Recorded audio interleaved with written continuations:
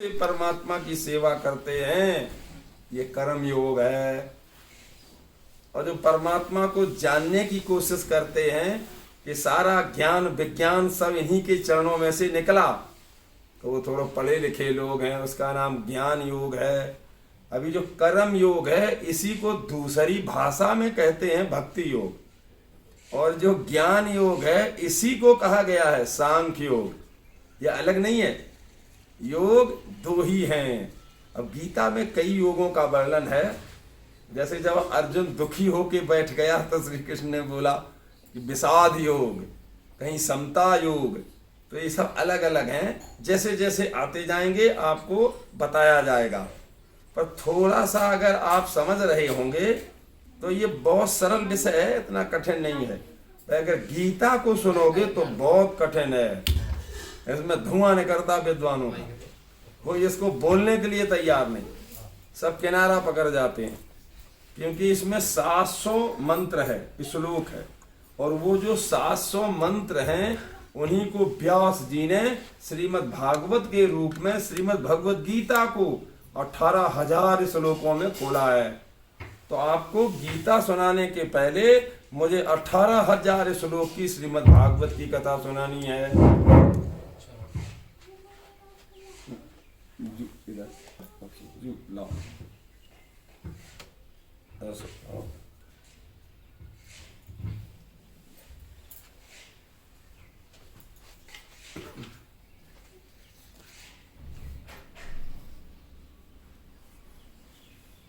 बोल राधा रानी की।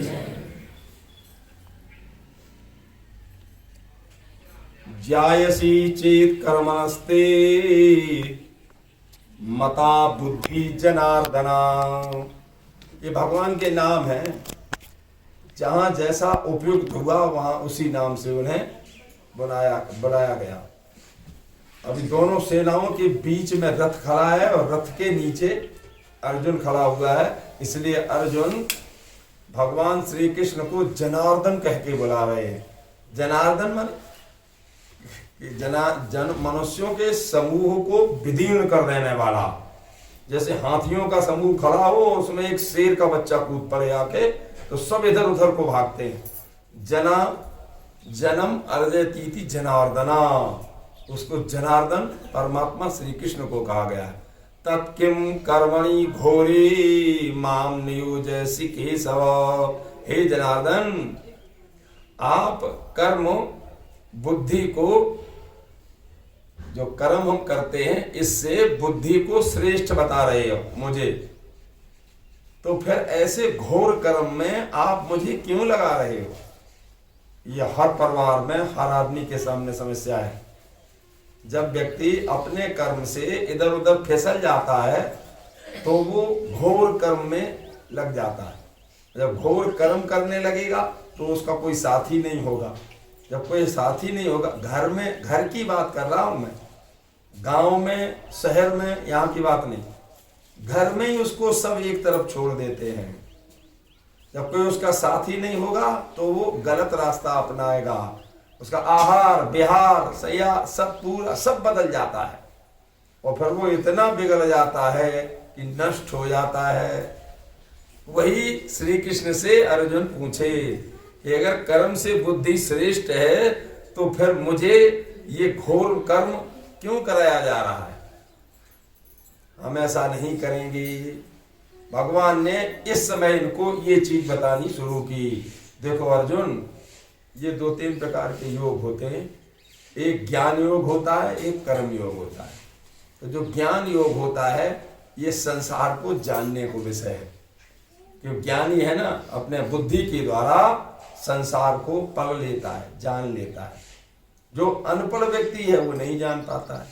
तो अनपढ़ व्यक्तियों के लिए ज्ञान योग नहीं है। तो जो कमजोर व्यक्ति हैं, धनहीन हैं, बलहीन हैं, बुद्धिहीन हैं, उनके लिए भी कोई योग है। हाँ, कौन सा? कर्म योग। इस कर्म योग में क्या होता है? ये कर्म योग भगवान को मानने को विषय है। ऐसे बड़े बुजुर्ग लोग बताते थे, बोले कोई एक लड़की को पिता किसी लड़के वाले के घर गया, हाँ, तो वहां लड़का का पिताजी नहीं मिला, और माता जी मिली तो वे मास्टर साहब थी, तो उनकी नक्शेबाजी कुछ अलग थी। तो जी भाई वहाँ गया तो हम भाई अपनी लड़की के शादी के लिए आए, आपके लड़का को देखने। तो जी भाई बैठ जाओ। अभी मास्टर साहब मास्टराइन बोली कि अब बे तो घर है नहीं बेचाया बिना तुम्हें पिवाते। तो थोड़ी देर सुनता रहा, अगर इस घर में हमारी लड़की भी आ गई तो वो तो राज्य करेगी। यहाँ तो जब वे आएंगे तो बे चाय बनाएंगे, मास्टर साहब तो बनाती नहीं। ठीक है जी। तो जब अब हमसे बात कौन करे, तो एक चाचा बुला लिया। चाचा जी आए, वो तारीफ करने लग गए लड़के, जो हम तुम्हें बता रहे हैं यही तारीफ कर रहे हो। हमारे लड़के में दो बहुत अच्छी खूबियां हैं। और पहली क्या खूबी है, पूछ रहे हो लड़की को बता। बोले पहली ये खूबी है वो किसी की मानता नहीं है। तो भाई दूसरी क्या अच्छाई है, बोले कुछ जानता भी नहीं है। अब जो जानता है तो फिर मानता नहीं, अगर कोई बताए तो वो किसी की सुनता नहीं है। बहुत बढ़िया। तो ये तुम अच्छाइयां बता रहे बुराइयां बता रहे। बस इसी तरह से ये जो संसार है, जो ज्ञानी जन जो प्रबुद्ध जन हैं, वो इसको संसार को संसार जानते हैं, वो समझ लेते हैं। पर जो भगवान को भक्त है उसके लिए संसार संसार नहीं है। क्यों? क्योंकि जैसे तुम माटी के पुतले बने घूम रहे हो, इसी तरह से भगवान के तुम्हारी सकल सूरत के पुतले हैं, भगवान के विग्रह हैं। उनकी अपने हाथों से जो सेवा करता है वो कर्म योगी है। तो वह ऐसा योगी जो भगवान को मानता है। और कोई भगवान को जानता नहीं लेकिन वो मानता है। एक ज्ञान योगेन सांख्यानाम कर्म योगेन योगिनाम, ये हम आपको उतनी देर से समझा रहे हैं। ज्ञान योग क्या है, सांख्य योग क्या है, कर्म योग क्या है, भक्ति योग क्या है। एक छोटा सा उदाहरण समझ लो इसको। हरिद्वार में एक हर की पौड़ी है, तो वहां पर पढ़े लिखे लोग, बिना पढ़े लिखे लोग सभी लाइन में बैठ करके जब कुंभ पड़ता है तो भगवान का गीता पाठ करते हैं। एक बहुत गरीब था, तो वो हर की पौड़ी पे आ जाता था अपनी लंगोटी लगा के। लड़का था और एक तो पढ़े लिखे थे पंडित जी महाराज, चंदन बंदन लगाई, चुटिया रखाई, पाठ कर रहे बैठ के। भगवान ने कहा आज हम हरिद्वार घूम के आते हैं। लक्ष्मी जी बोले हम भी चलेंगे। भगवान ने कहा देखो लक्ष्मी तुम चलो, हम तुम पर मना नहीं करते। जब तक हम न कहें तब तक तुम किसी पे कृपा नहीं करोगी। हम न कहें तुम तब तक किसी पे क्रोध नहीं करोगी। लक्ष्मी जी ने ठीक मारा, अगर हमें किसी दया आएगी तो मैं तुम्हारी तरफ देखूंगी। तुम अगर कहोगे तो कर दूंगी, नहीं कहोगे तो नहीं करेंगे। हाँ फिर ठीक, चलो जी। तो दोनों आ गए, पंडित पंडितानी बन गए।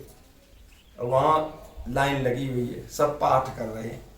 तो धीरे धीरे आए भाई, एक जी काफी बढ़िया चंदन लगाई, चुटिया रखाए और थोड़ा पाठ कर रहे थे। तो भगवान ने पूछा कि क्या कर रहे हो? बोले श्रीमद् भगवत गीता का पाठ।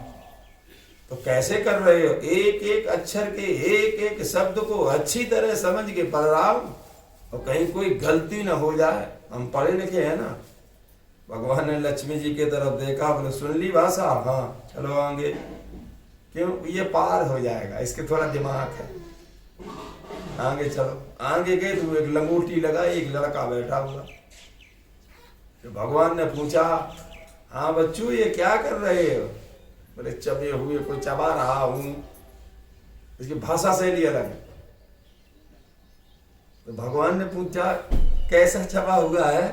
बोले हमारे परमात्मा श्री कृष्ण ने अपने मुंह से जिसको झूठन रूप में बाहर निकाल दिया उसी को मैं बार बार पढ़ रहा हूं। बस भगवान ने अपने मुंह से इसको कहा है, बाकी हम कुछ नहीं जानते।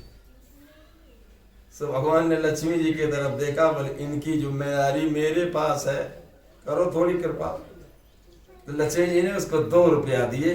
गीता ऐसी बंद करी, 3 बार उनके पैर छुए। माता जी, हमारे माता जी ने घर में 2 रुपया मंगाए थे, आज की मजदूरी पूरी हुई, अब मैं घर जा रहा हूँ। तो भगवान श्री कृष्ण ने कहा लक्ष्मी यहाँ इसके साथ थोड़ा चली जाओ, हमें लगता है ये बहुत गरीब है। ₹2 लेके भाग रहा है, लक्ष्मी जी उसके यहाँ जाती हैं। तो ऐसे ये कर्म योगी है कि परमात्मा के मुंह में से निकली हुई श्रीमद् भगवत गीता है, उसी को मैं पाठ कर रहा हूं, चबे हुए को बोले हुए को बोल रहा हूं।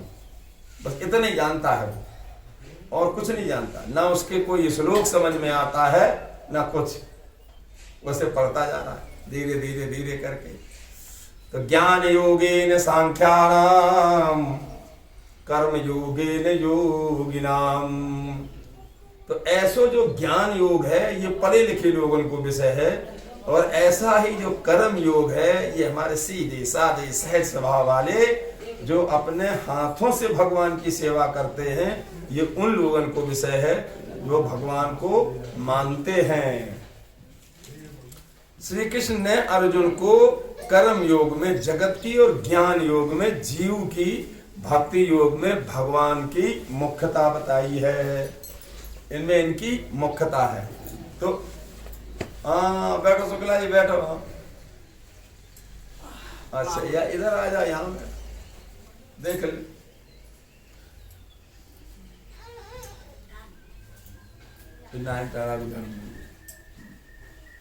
आ जाओ, ठीक राधे राधे, बैठो बैठो।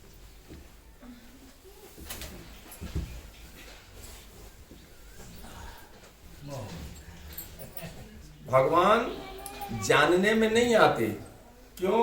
जानने की कोशिश सब करते हैं, पर जानने में नहीं आते हैं क्योंकि भगवान तो मानने को विषय है, तो उनको मानना ही पड़ता है। अच्छा, कुछ चीजें ऐसी होती हैं जो न तो अनुभव में है और न पढ़ाई लिखाई में है, कि दूसरे लोग अगर तुमसे कुछ कहें तो उनको मानना पड़ता है। हाँ, कोई है ऐसा विषय? एक विषय है, बच्चा जब माँ की कोख से पैदा होता है तो अबोध होता है, और कई महीनों तक अबोध ही रहता है। अभी माँ उसको बताती तो है ये तुम्हारे पिताजी, बस। तो कुछ ऐसा विषय है कि उसको तुम्हें मानना ही होता है। माँ ने कहा, बेटे ने मान लिया, यो मो पापा है। इसी प्रकार से भक्तों के जीवन में भगवान मानने को विषय है, वो तुम्हें मानना ही पड़ेगा, आप उससे बच नहीं सकते।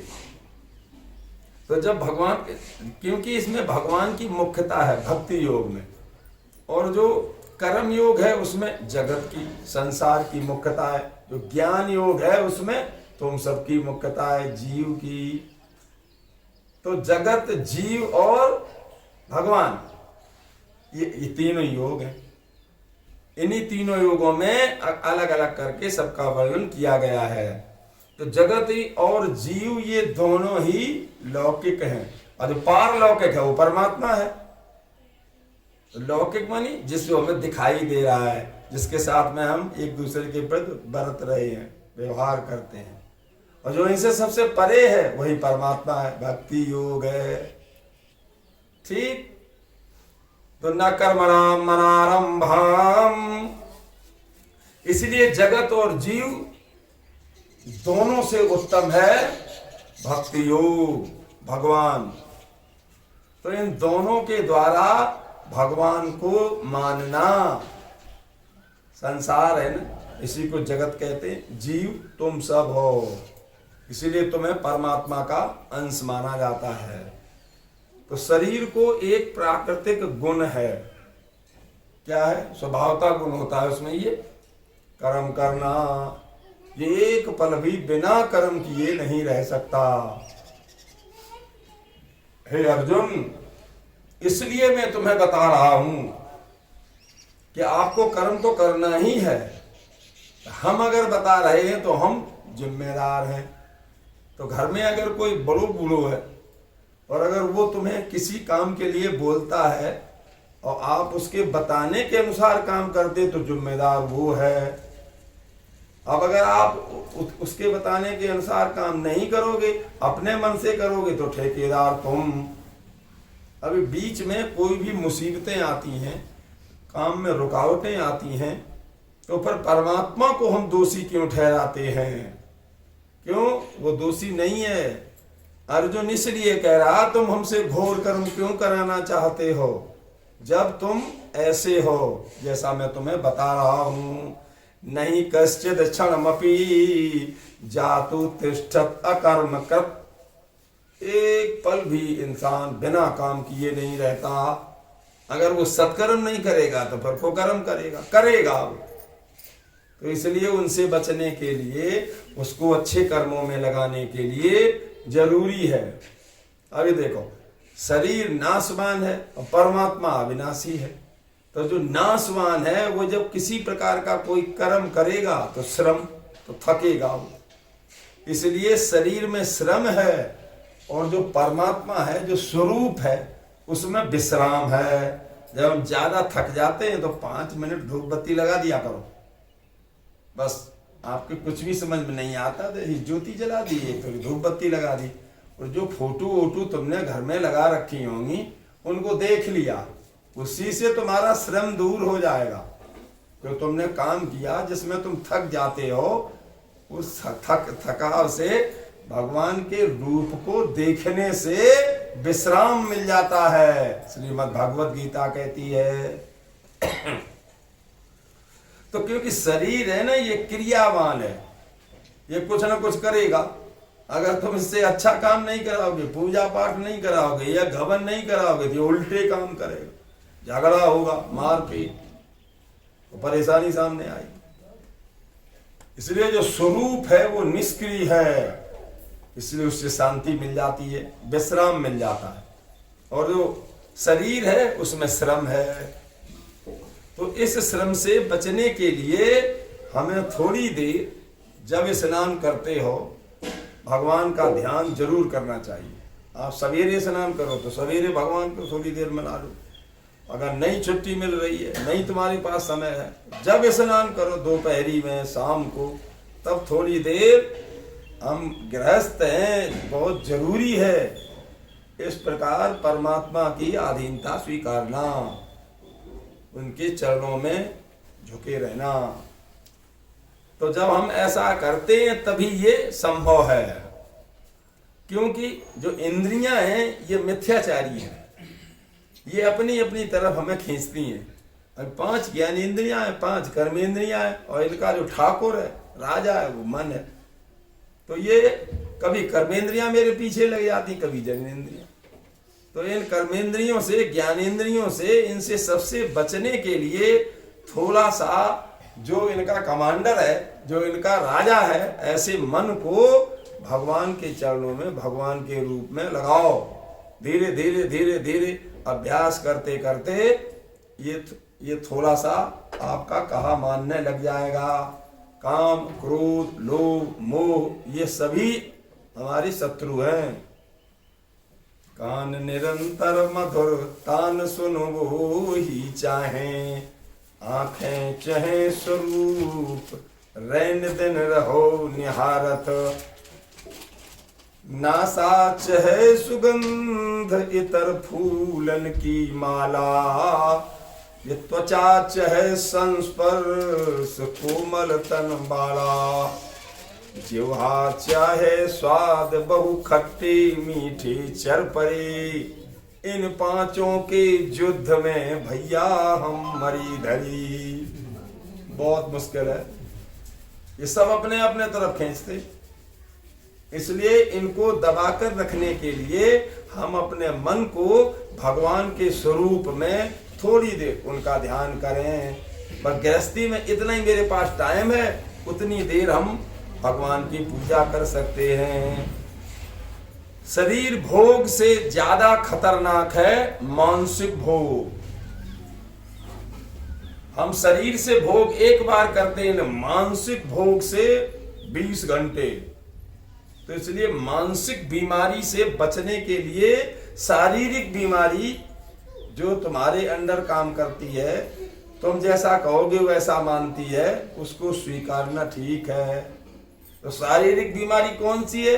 तुम पढ़ लिख गए, नौकरी करने लगे, माता पिता ने आदेश दिया, तुमने ब्याह कर लिया, शादी कर ली, घर में तुम काम नहीं ले आए। क्यों?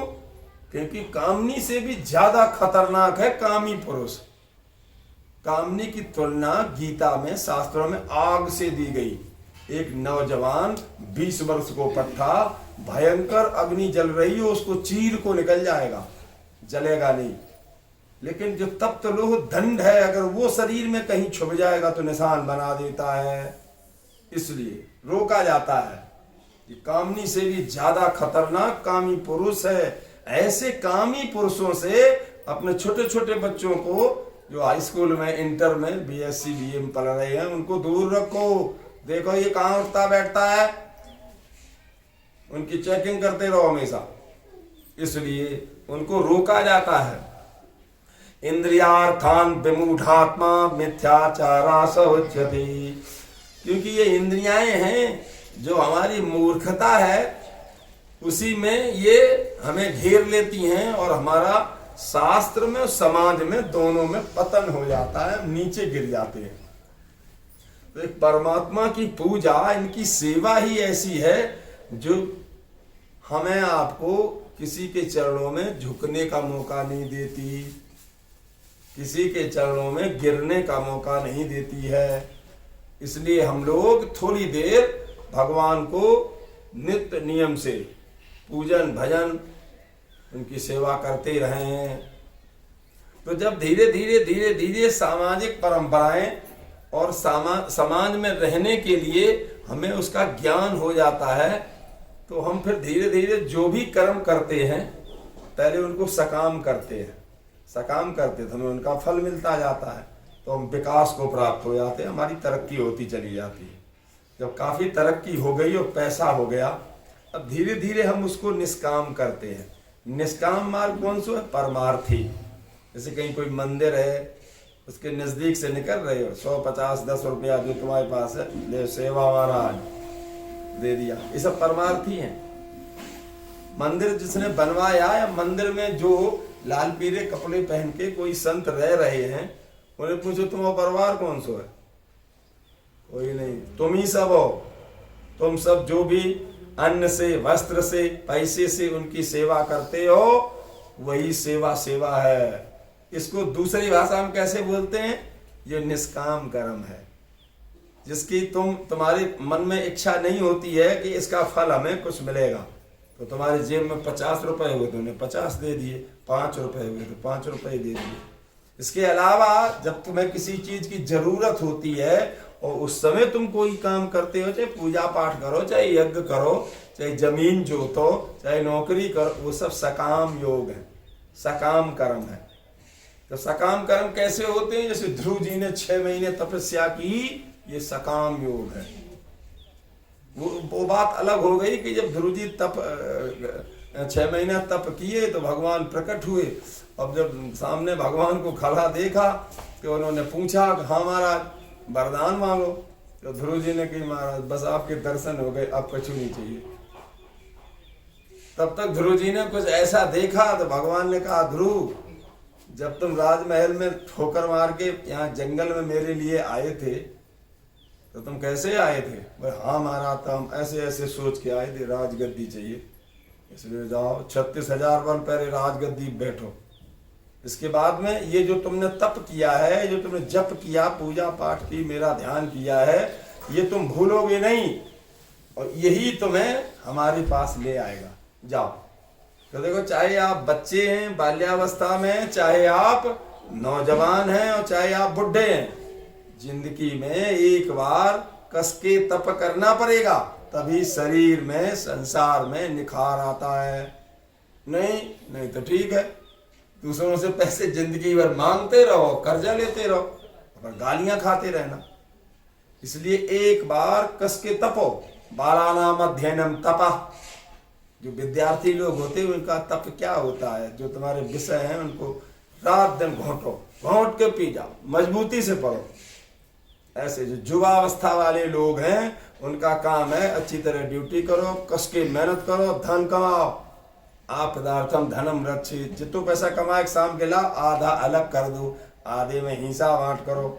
कितने पैसे कपड़ों में खर्च करें, कितने रोटी कपड़ा में खर्च करें, कितने मसाले लाएं, कितने का क्या करें, आधे अलग कभी कोई आफत मुसीबत आएगी तो तुम्हें किसी से हाथ नहीं फैलाने पड़ेंगे, मांगने नहीं पड़ेंगे। इसलिए तो जब भी कोई हम सकाम मन में इच्छा लेकर के भगवान की सेवा करते हैं तो उसका तुम्हें फल मिल जाता है। और जब तुम निष्काम भगवान के लिए अर्पित करके या किसी को परमार्थ करके और उसको कुछ देते हो, उसकी सेवा करते हो, तो वो परमात्मा के लिए माना जाता है, वो परमार्थ, वो निष्काम योग माना जाता है। तो इसलिए और दोनों ही जीवन में जरूरी हैं। हाँ, कभी कैसे जरूरी है, ऐसे एक बनिया है ना, वो तराजू पकड़ता है तो उसमें 2 लगे होते हैं पल्ले, उनमें निष्काम और सकाम भक्ति। कैसे हम बाबा जी हैं तो माला उतनी देर करो, पूजा पाठ करो जितनी तुम्हें चाहिए। अगर ज्यादा करने लग गए तो पीछे संसार छूट जाता है। तुम तो परलोक की कमाई कर रहे हो, बैठे मृतलोक में। अब दूसरा पल्ला है, सिपाही है, योद्धा, वीर। तो अगर हमेशा हमेशा के लिए हाथ में हथियार उठा लेगा तो उग्रवादी बन जाएगा, आतंकवादी लोग कहेंगे उससे। इसलिए हमेशा नहीं, जब मार काट धार करेगा तो परलोक बिगड़ जाएगा। इसलिए दोनों को बैलेंस बना के रखना है। यही जगत है, संसार है। वो अर्जुन को श्री कृष्ण यही बात बार बार समझाएंगे कि तुमने, जब तुम योद्धा के रूप में हो, जब तुम क्षत्रिय कुलभूषण हो, तो तुमने धनुष्मान त्याग क्यों दिए, फेंक क्यों दिए? योद्धा नहीं हो तुम, अंदर से नपुंसक हो, कमजोर दिल वाले हो। गालियां दी हैं, बहुत कड़वे कड़वे शब्द प्रयोग किए। योद्धा के लिए तमतमा गए, गुस्सा में आकर के बैठ गए, रोने लगे। कोई आदमी जैसा, चोर को तुम चोर कहोगे तो आदमी तुम पर गुस्सा करेगा, और जिसने चोरी नहीं की है उससे कहोगे ए चोर, तो वो हंसेगा, क्यों? उसने चोरी नहीं की होती। तो जो सच में योद्धा है वो बर्दाश्त नहीं करेगा, और जो कायर है उससे तुम कुछ भी कहते रहो, वो सारी बातें सुन लेता है। तो इस तरह से जो ज्ञान योग है, तो ज्ञान योग से भी श्रेष्ठ होता है कर्मयोगी। कर्मयोगी श्रेष्ठ क्यों होता है? क्योंकि ज्ञान योगी तुम्हें ये सब बताएगा, पढ़ाएगा, पूजा करो, पाठ करो, ऐसे करो, ऐसे करो, आज सब। लेकिन जो कर्मयोगी होता है वो खुद अपने हाथों से करता है। जो हाथों से करता है उसका फल अलग होता है, और जो दूसरों से करवाता है उसका फल अलग होता है। आपने एक छोटू सा मंदिर बनाओ, और मंदिर में तुमने एक पुजारी रख दो, और 20 रुपया की चिनोरी लेके बाबा दे दे, ले भोग लगा रही, ले सेवा कर रहा हूँ, और बाय 500 रुपया, 1000 रुपया या जो भी महीना देने लग गए, और वो पुजारी तुम्हारे कहने से सेवा पूजा कर रहा है। अब वो 2000 में कितनी देर सेवा करेगा? इसलिए तुम्हारी सेवा सेवा नहीं मानी जाती। ये ऐसे कौन लोग करते हैं इनके दिमाग ज्यादा होता है। इस भगवान को ये चीज पसंद नहीं है। भगवान कहते हैं सहज स्वभाव से जो दूसरों के द्वारा जानबूझ के ठगा जा रहा है, हम उसको देख रहे हैं कि हमारे भक्त को ये आदमी ठग रहा है, ठग जा, फिर परमात्मा उसे माफ नहीं करेगा। इसलिए जो कर्म योगी होता है वो ज्ञान योगी से श्रेष्ठ होता है। फलेच्छा का त्याग करके जो निष्काम कर्म करने वाला होता है वो कर्म योगी होता है, ज्ञान योगी नहीं। तो ज्ञान योगी क्यों नहीं होता है? ज्ञानी कितना भी निष्काम कर्म करे, लेकिन मूल में, जड़ में उसके फिर भी अहंकार बैठा रहता है, और वो मौका पाते ही आपसे बातचीत करते बीच बीच में इस प्रकार से उसकी कुछ भाषा होगी, इस प्रकार आपसे बोलेगा, मैं ऐसा था, मैंने ऐसे किया, और अब हम ये करने जा रहे हैं। अरे तुम क्या कर रहे हो? तुम्हारी हवा निकल जाए तो तुम ही ले रहे हो, तुम तो बेकार माटी को शरीर लेकर तुम तो वजन ढोल रहे हो। तो परमात्मा पर यकीन करके कर्म करो तो तुम्हारा हमेशा सहयोग बना रहता है। भगवान उसमें तुम्हारी सहायता करते रहते हैं। बाकी कोई सहायता करने वाला नहीं मिलता। तो साधक को परमार्थी होना चाहिए। जितने भी हम भगत लोग हैं, गृहस्थ लोग हैं, साधना करते हैं, तो उसको और साधक को हमेशा 3 बातें ध्यान रखनी चाहिए।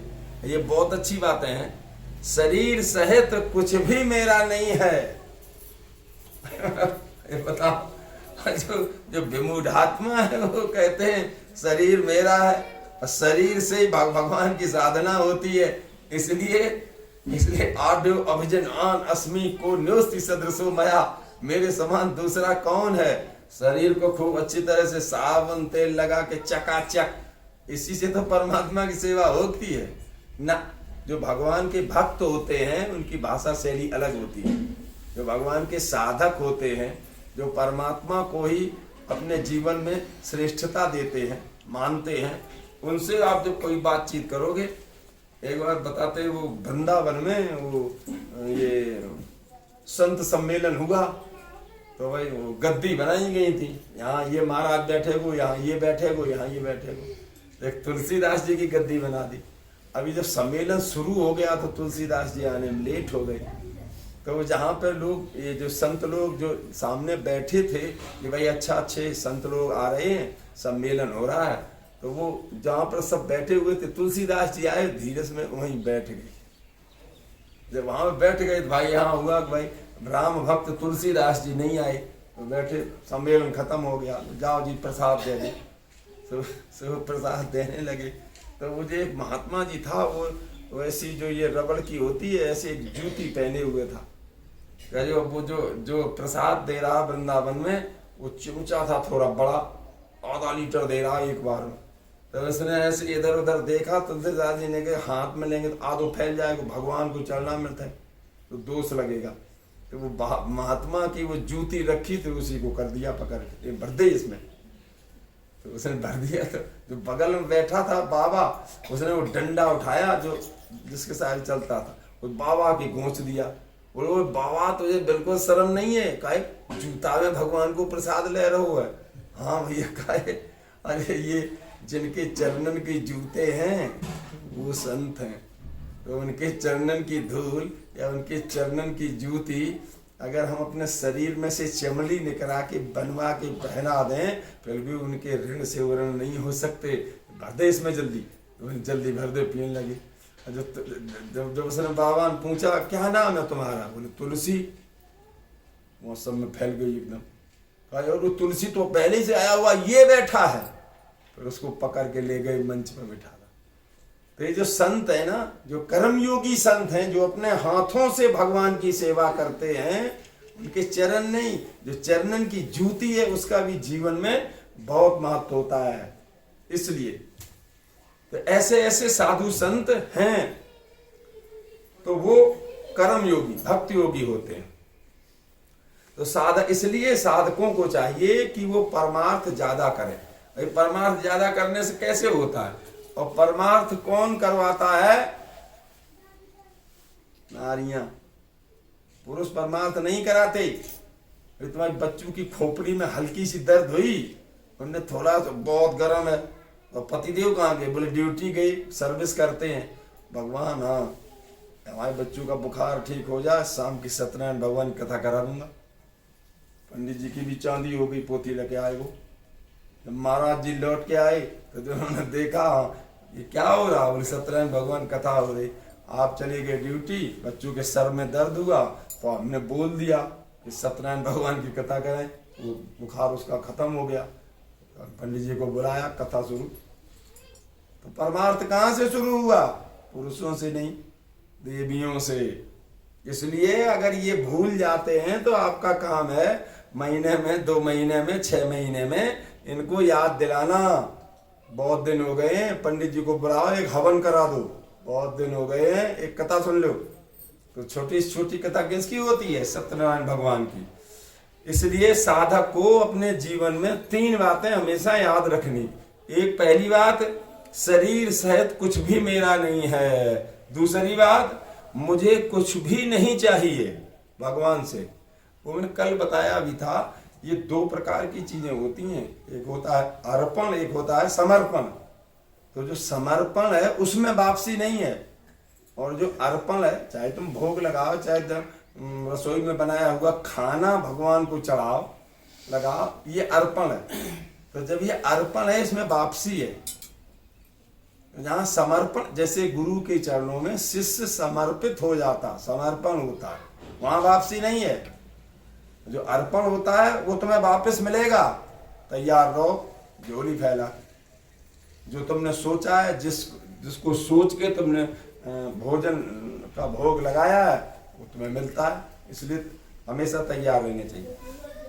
इसलिए तो तीसरी बात है, मुझे अपने लिए कुछ भी नहीं करना है। तो पहली बात स्वीकार करने से दूसरी बात सुगम हो जाती है, दूसरी बात स्वीकार करने से तीसरी बात सुगम हो जाती है। सहयज्ञा प्रजा सृष्ट्वा पुरोवाच प्रजापति। प्रजापति ब्रह्मा ने सृष्टि के आदि काल में कर्तव्य कर्मों के विधान सहित प्रजा, मनुष्य आदि को, स्त्री आदि को, नारियों को, सबको ये सारी चीजें बता रखी हैं।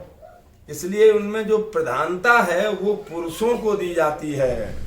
लेकिन नारी के जीवन के बिना पुरुषों का जीवन बहुत अधूरा माना जाता है। इसलिए उन्होंने दुनिया में दानी दाताओं की कोई कमी तो है नहीं। तो आप अपने मन से, अपने परिवार की तरफ से जो भी होता है वो थोड़ा सा अपनी कमाई में से परमात्मा के लिए निकाला करो। और परमात्मा के लिए कैसे निकालोगे जब तुम्हें भगवान के बारे में पता ही नहीं है। तो ये जो भगवान के विग्रह तुम्हारे घर के सामने, रोड पे या मंदिरों में, धर्मशालाओं में, जहाँ भी आपको ऐसा लगता है, वहाँ जाकर के उनको चढ़ाना है, देना है। तो जो तुम्हारा घर है, तुम्हारा धन है, ये सब पवित्र बने रहते हैं। तो जो ये हारी, बीमारी, कोर्ट कचहरी और ये जिसमें अपव्यय होता है और तुम्हारे शरीर की, धन की, सबकी हानि होती है, इससे हम गृहस्थ लोग बचे रहते हैं।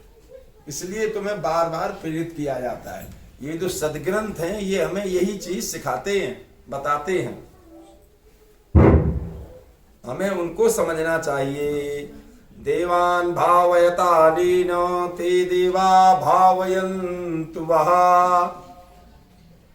हम जब भी कुछ ऐसा करते हैं, बहुत बढ़िया बात है, अपने कर्तव्य का पालन करने से अर्थात दूसरों के लिए निष्काम भाव से कर्म करने से अपना तथा प्राणी मात्र का हित होता है। मैं आपको पहले बताया था कि कर्म में, कर्तव्य में, धर्म में, इनमें बहुत अंतर है।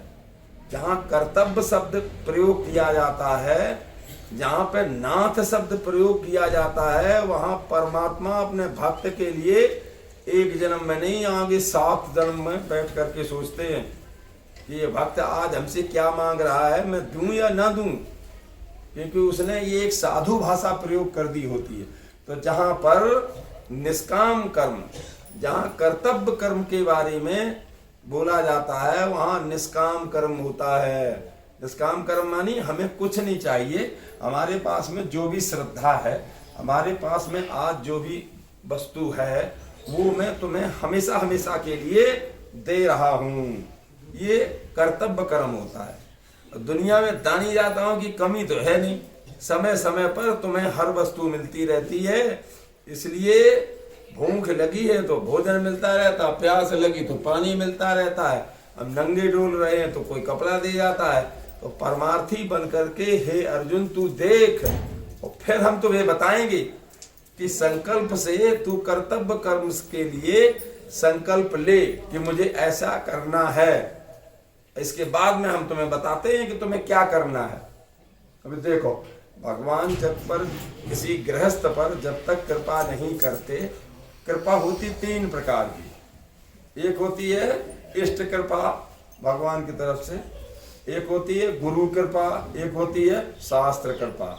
ये पोथी पढ़ रहे हैं तो ये एक शास्त्र है। अगर इसको हम कई महीनों तक, कई वर्षों तक लगातार पढ़ते रहते हैं तो ये मनुष्य के रूप में प्रकट होकर के हम पे कृपा कर देता है। इसको शास्त्र कृपा बोलते हैं। गुरु कृपा, जब तुम किसी से गुरुमंत्र लेते हो तो गुरु मंत्र लेने के बाद में तब गुरु तुम्हारे ऊपर कृपा करता है, तुम्हें किसी देवी देवता के द्वारा मंत्र देता है। इस प्रकार से वो गुरु कृपा मानी जाती है। तो तुम्हारे हर खुशी में, हर कष्ट में, दुख में वो सम्मिलित होता है। इसके बाद में होती है इष्ट कृपा। जो गुरु जी ने तुम्हें मंत्र दिया है उसी मंत्र को जप जप के जो उसका प्रतिपादित देवता होता है या देवी होती है वही तुम्हारी इष्ट होती है। उसी के सहारे तुम्हें चलना पड़ता है। वही तुम्हें, तुम्हारे परिवार को, तुम्हारे घर को, सबको देखता है। तो इस प्रकार से 3 प्रकार की कृपा होती हैं। उनमें सबसे श्रेष्ठ कृपा होती है गुरु कृपा। अब जैसे तुम्हें भागवत सुनाई जाती है, तुम्हें गीता सुनाई जाती है, तो तुम में से कितने ऐसे हैं जिन्होंने गुरु नहीं बना रखे? सबने बना रखे? नहीं बना रखे हैं तो तुम्हें इसके सुनने का फल नहीं मिलेगा। इसलिए तो जो भी तुम्हें अच्छा लगता है, आसपास मंदिर हैं, तमाम हैं, आश्रम है, जो तुम्हें ऐसे लगता है ये हमारे लिए, हमारे परिवार के लिए अच्छा है, उससे गुरु मंत्र ले लो और उसको थोड़ी देर जपा करो। बिना गुरु के सदगति नहीं होती है। बिना गुरु किए हुए अगर तुम ऐसे कोई कर्म करोगे ना, यज्ञ आदि, ये भागवत कथा, ये गीता कथा, ये कुछ भी, इसका फल नहीं मिलता है। इसलिए वैष्णव बनो। बिना वैष्णव बने हुए इनके सारे फल अधूरे रह जाते हैं। तो तुम किस लिए पैसा खर्च कर रहे हो, अपना टाइम बर्बाद कर रहे हो? तो तुम्हें गुरु बनाना जरूरी है। अभी अगर नहीं बनाना तो अपने बना लो जाके। इष्टान भोगान ही देवा दास्यन्ते यज्ञ भाविता।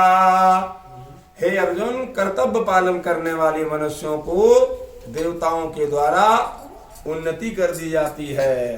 अब देखो भाई, उन्नति कैसे कर दी जाती है? कर्तव्य कर्म कौन से हैं? जैसे तुम ये गीता सुन रहे हो, कर्तव्य कर्म कैसे? जैसे यहाँ रोज यज्ञ हो रही है, ये सब कर्तव्य कर्म ही निष्काम कर्मों में इनका वर्णन आता है। जब हम ऐसे कोई यज्ञ आदि ऐसे पुरुषार्थ परमार्थ के कर्म करते हैं तो देवताओं का बल बढ़ता है। और जब देवताओं का बल तुम्हारे द्वारा बढ़ता है तो देवता तुम्हें उन्नत करते हैं। अब देवता उन्नत हो गए, तुम भी उन्नत हो गए। ये निष्काम कर्मों से होता है। तो इसलिए ये कर्तव्य कर्म होते हैं, उनसे देवी देवताओं की उन्नति नहीं, तुम्हारी उन्नति होती है। तुम्हारा घर विकास के लिए प्राप्त होता है। शरीर होते हैं 3 प्रकार के। एक शरीर जो तुम्हारे सामने बैठा हुआ है, जो तुमने धारण किया हुआ है, इसका नाम स्थूल शरीर है। एक कारण शरीर जिसकी वजह से तुम्हें ये शरीर मिले हुए हैं। एक सूक्ष्म शरीर जो यातना शरीर, मरने के बाद में ये जो लाश है ये यहीं पड़ी रहती है। इसके अंदर से एक सूक्ष्म शरीर जिसको यमदूत पकड़ के ले जाते हैं और नरक में तुम्हें वो यातनाएं देता है, वो उसी शरीर में दी जाती हैं। इसीलिए उसका नाम यातना शरीर भी है। तो कर्तव्य पालन करने की जो आवश्यक सामग्री है वो शरीर से ही प्राप्त होती है। और परमात्मा या जो भी गुरु या जो भी आपका जो भी शुभचिंतक होता है वो जब कृपा करता है तभी ये चीज संभव होती है। तो जो अभावग्रस्तों के दिए बिना अकेले ही उनका उपयोग कर लेते हैं, ऐसे मूढ़ लोगों को कर्तव्य पालन करने के लिए नहीं बोलना है, वो मानेंगे नहीं तुम्हारी बात। तो फिर जो व्यक्ति ऐसे करता है शास्त्रेण वो चोर है, क्योंकि वो कर्तव्य पालन करने में से मुंह छुपाता है, चोरी करता है, इसलिए उसको रोका जाता है। तो दंड का भागी है।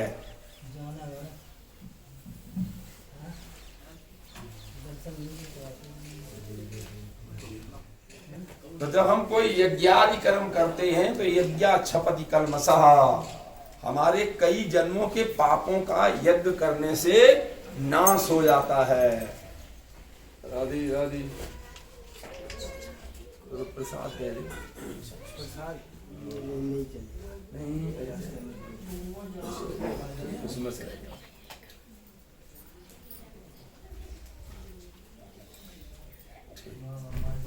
अब फिर आना बुधवार को। अच्छा हाँ आया तो घूमते रहते पूछते रहते। बोल गुरुदेव भगवान की जय। बस ठीक है, तो भिजवा देना।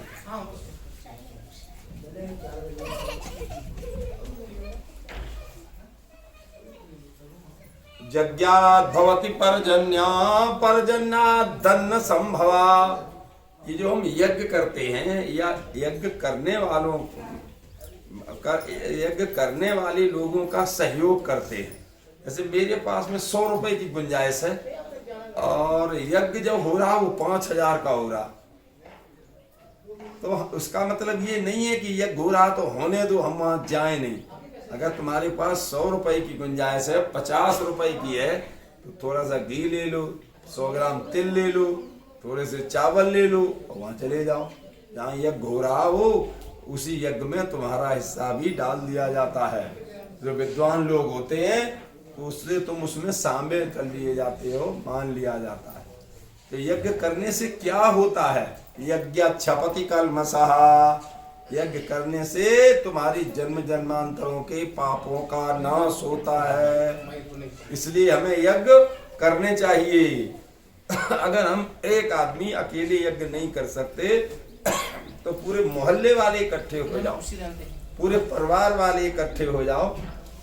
इसलिए धीरे धीरे माइक थोड़ी ऊपर करने, कम आ रही है आवाज। जो हाँ ये वाली लो है बेटे। अब ठीक है। अरे यार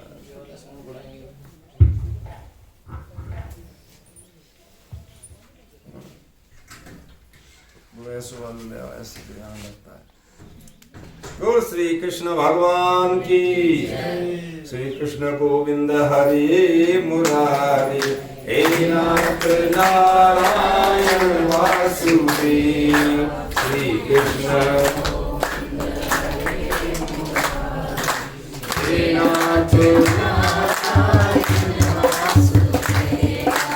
श्री कृष्ण गोविंद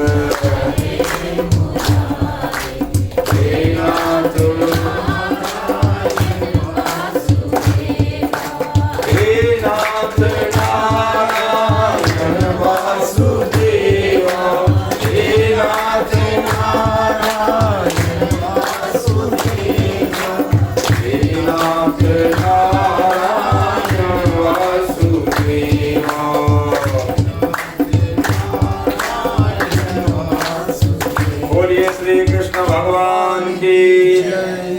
कर्मणैव संसिद्धे मास्थिता जनकादया।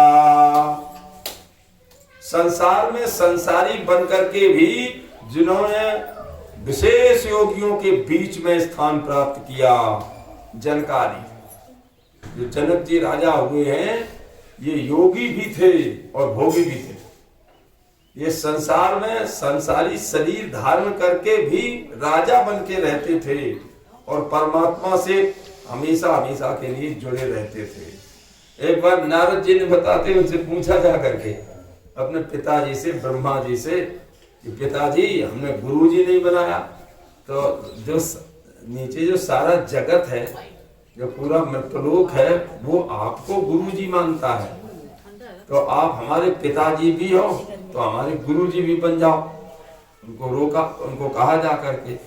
ब्रह्मा जी बोले कि देखो बात तो ठीक है कि आप हमारे बेटा हो, लेकिन पिता को बेटा को चेला नहीं बनाना चाहिए। तो फिर हम तुम्हें बता देते हैं, तुम उनके पास चले जाओ, बहुत श्रेष्ठ हैं, उनके पास जाकर के तुम उनको गुरुजी बना लो। कहाँ?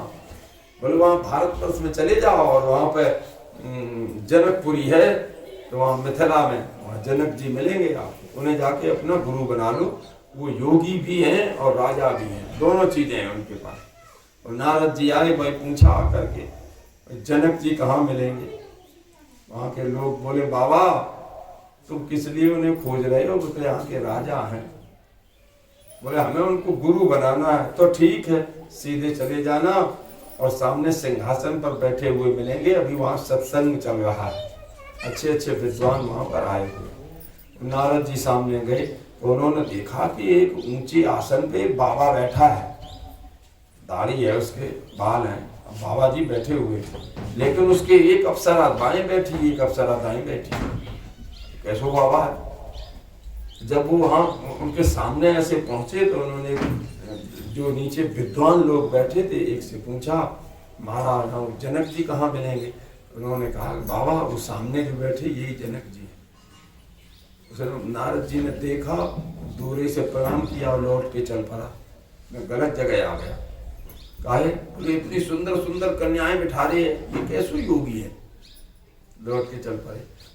और इतनी देर में जनक जी ने इसको, नारद जी को देख लिया। सो जनक जी ने आवाज लगाई, नारद जी इधर आओ, कहाँ जा रहे? नहीं महाराज। कहा हमारे पिताजी ने भेजा था, हम आपको गुरु बनाने आए थे। ये कौन है? बोली आप सराय हैं? हम नहीं बने, हम जाए। कहा अरे हम एक बार थोड़ी, कई बार पटके गए उठा उठा के, इन्हीं की वजह से मैं जा रहा हूं। इधर आ जाना। नारद जी हाँ, चेला बनोगे? बनने के लिए आए। मेरा एक कहा मान लो, काम कर दो।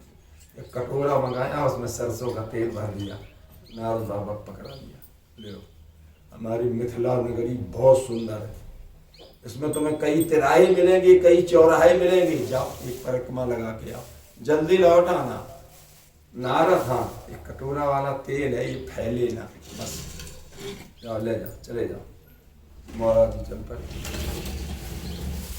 कटोरा के तेल को देखते हुए चले जा रहे, सब में घूमते हुए गए, पूरी नगरी की परिक्रमा लगाए, आ गए।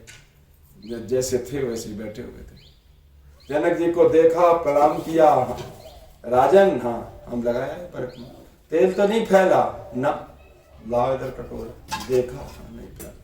शाबाश नारद, तुम बहुत अच्छे शिष्य हो। नारद एक बात बताओ, यहाँ से चलने के बाद में एक चौराहा मिला था, आसपास बहुत सुंदर सुंदर अटारियां बनी थी, कैसी थी वो? अरे किसके बाप की? ये कटोरा तुमने दे दिया, अगर इसको नहीं देखता हो तो तेल फैला जा रहा है। और अटारियां किसने देखी? परिक्रमा पूरी लगाया है। हाँ नारद में जनक हूं। ये जो दाहिने और बाएं अप्सराएं बैठी हैं, ये सब माटी की धौंधा है, बेकार है। तो इसी प्रकार से मेरे दिमाग में ब्रह्म चिंतन चलता रहता है। जिस प्रकार से तुम हमारी मिथिला नगरी की परिक्रमा लगा के आ गए हो, तुमने सुंदरता नहीं देखी, इसी प्रकार से हम यहाँ बैठे हैं। हमें सुंदरता से कोई मतलब नहीं, ब्रह्म से हम हमेशा जुड़े रहते हैं, इसलिए हमें लोग जनक कहते, विदेह कहते, शेरध्वज कहते हैं। नारद जी ने हाथ जोड़े, गलती हो गई, हमारे पिताजी ने हमें आपके पास इसीलिए भेजा था, इसलिए अब आप हमें अपना चेला बना लो, ठीक है कल लाना। समझ, जन का दया। इसलिए गीता में ऐसे योगियों के उदाहरण दिए गए हैं जो संसार में रहकर भी ब्रह्म ज्ञान, संसारी होकर भी संसार से अलग थे। ऐसे जनक जी महाराज थे, वो वही चीज उनको बता रहे हैं। राजा जनक जैसे अनेक महापुरुष भी कर्मयोग के द्वारा परम सिद्धियों को प्राप्त हुए हैं। यद्यदाचरति श्रेष्ठ तत्तदेवेतरो जना सायत् प्रमाणम कुरुते लोकस्तदनुवर्तते। आपको अगर अच्छा लगता है कि इसका जीवन बहुत सराहनीय रहा, तो उसके पद चिन्हों पर उसके पीछे पीछे चलना सीखो, तो तुम्हारा भी नाम, तुम्हारा भी काम उससे ज्यादा अच्छा होगा। क्यों? क्योंकि लंबा समय हो जाने से हर व्यक्ति को अनुभव थोड़ा ज्यादा हो जाता है, इसलिए तो सदाचारी महापुरुषों के पद चिन्हों पर चलना ये सबसे बड़ी बात है। तो श्री कृष्ण खुद व खुद हर आदमी को प्राप्त हो जाते हैं, हर साधक को मिल जाते हैं। जब कोई साधक, जब कोई भगवान का भक्त आसक्ति रहित होकर के निष्काम कर्म करता है, तो आसक्ति रहित होकर काम होते ही नहीं है। ऐसे उपदेश तो कोई भी करने लगे तुम्हें, हम जो भी काम करते हैं इससे हमें फायदा क्या है, 4 बार दिमाग में पहले ही आ जाता है, तो आसक्ति रहता है। किसी भी काम को करने के पहले उसकी फल की इच्छा के बारे में सोचने लग जाना स्वार्थी कर्म है। परमार्थी नहीं है।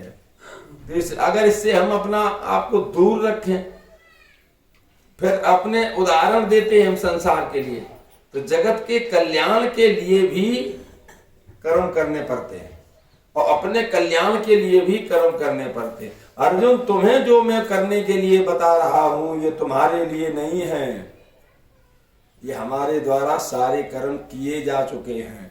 फिर क्योंकि एक तरफ शत्रुतापन है, दूसरे तरफ श्री कृष्ण है।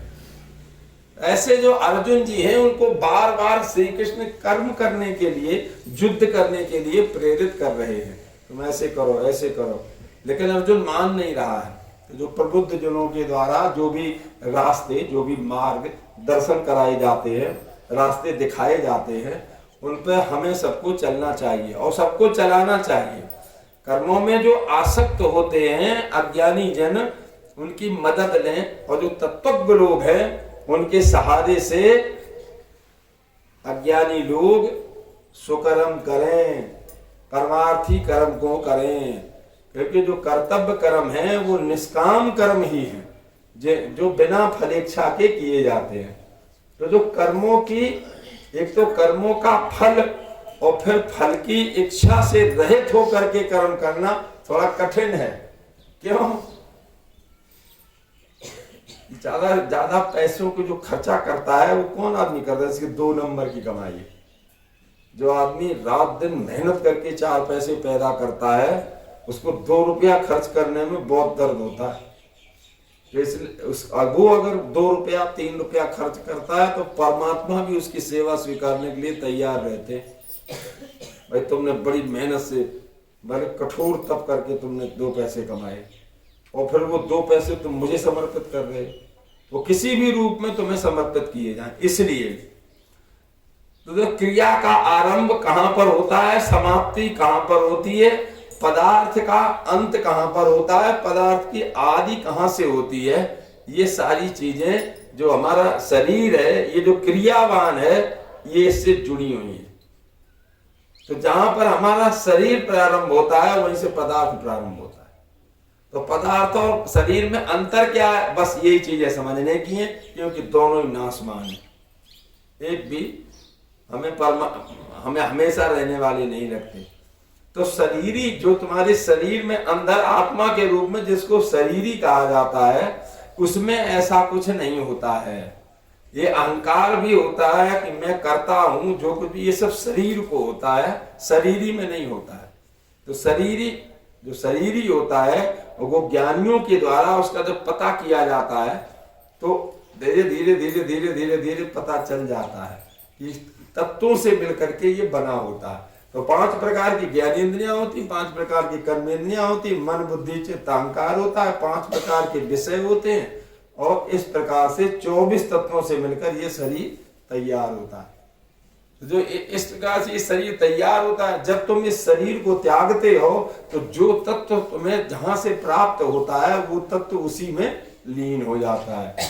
जैसे आपने देखा, पानी अगर ऐसे यहां से हम गिराते हैं तो पानी किधर को गिरता है?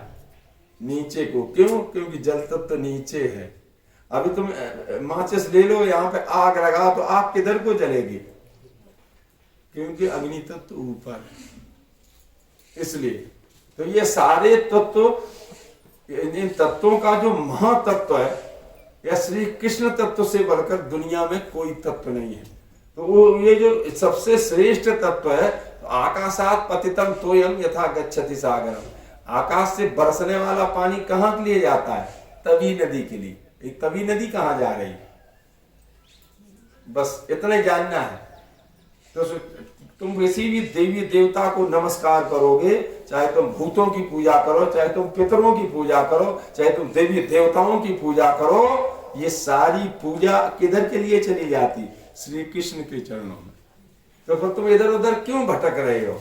गीता सुगीता कर्तव्या, आ जाओ श्रीमद् भगवत गीता की शरण में, भगवान श्री कृष्ण के चरणों में, उनके ही चरणों की पूजा करो, वही तुम्हें परम शांति देंगे। जो मूर्ख लोग हैं, जो अपने आप को कर्ता मानते हैं, जब जीव का कोई भी कर्म या कोई भी शरीर स्वरूप तक नहीं पहुंचता है। ज्ञानी जन तुम्हें रात दिन इस प्रकार का हितोपदेश कर रहे हैं तो तुम्हें उनका उपदेश मान लेना चाहिए। जब तुम उनका उपदेश मान लेते हो तो वो तुम्हें अंतर्मुखी कर देते हैं बहिर्मुखी से। यो ब्रह्मांडे सोई पिंडे, जो तुम्हें ये बाहर दिखाई दे रहा है वो सब तुम्हारे शरीर में है। अंतर्मुखी कर देते हैं। तुम बाहर के चमड़े के नेत्र बंद कर लो और 5 मिनट 10 मिनट को सोचा करो भगवान कैसे हैं। अभी जैसे यहाँ पे फोटो लगी है, भगवान कैसे हैं किसी से भी पूछो तुम बता नहीं पाओगे।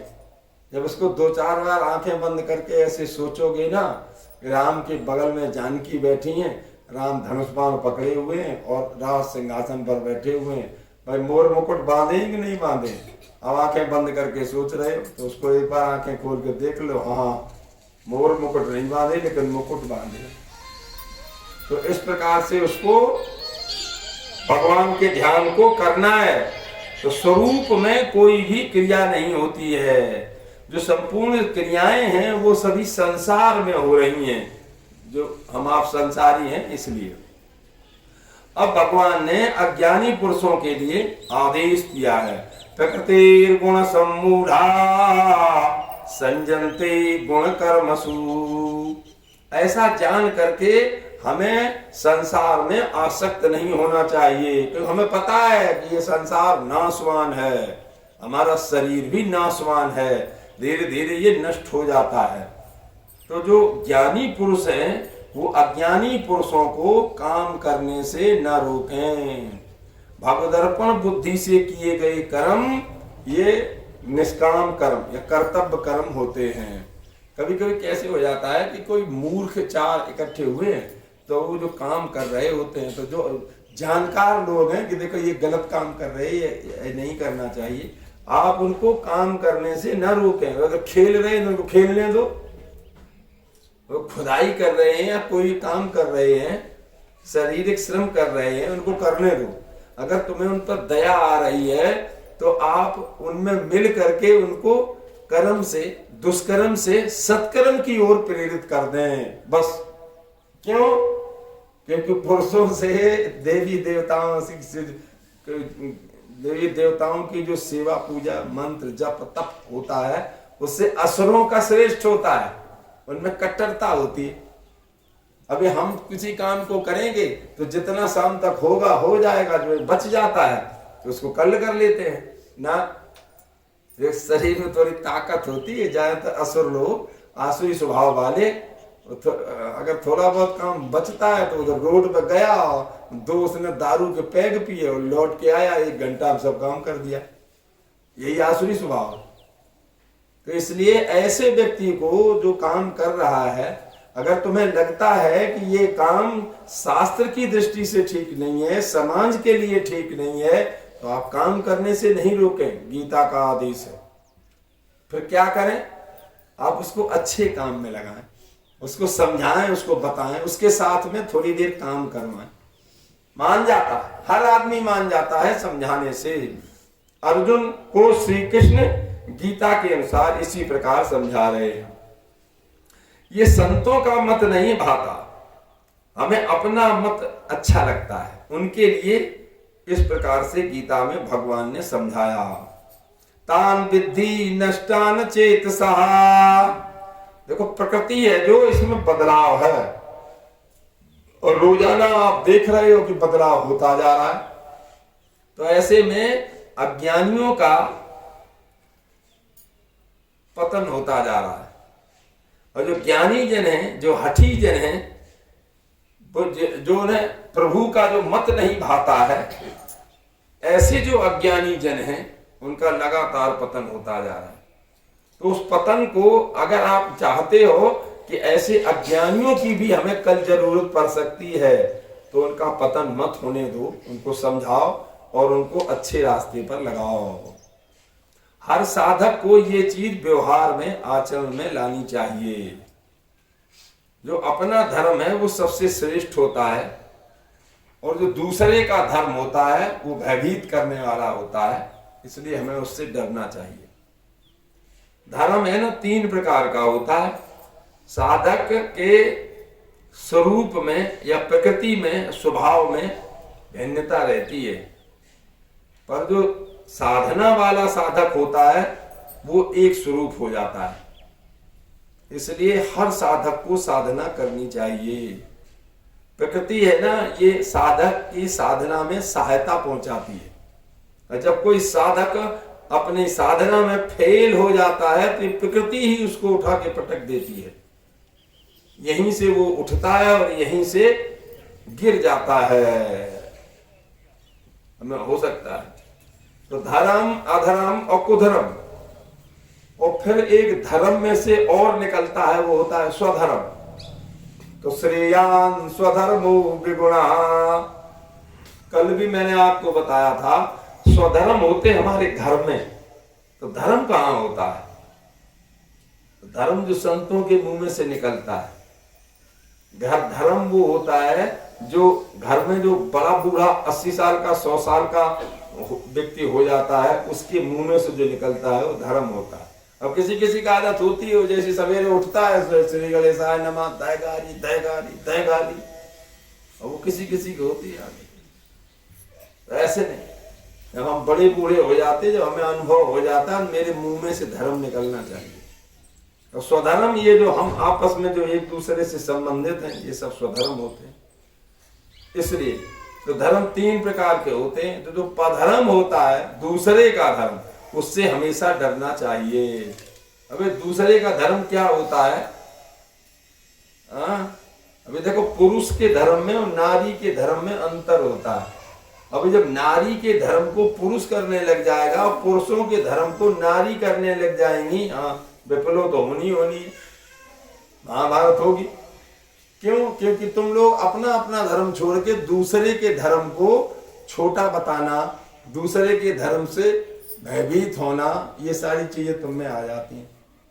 इसीलिए दूसरे के धर्म से रोका जाता है, और श्री कृष्ण अर्जुन को अपना धर्म श्रेष्ठ है ऐसा बता रहे हैं।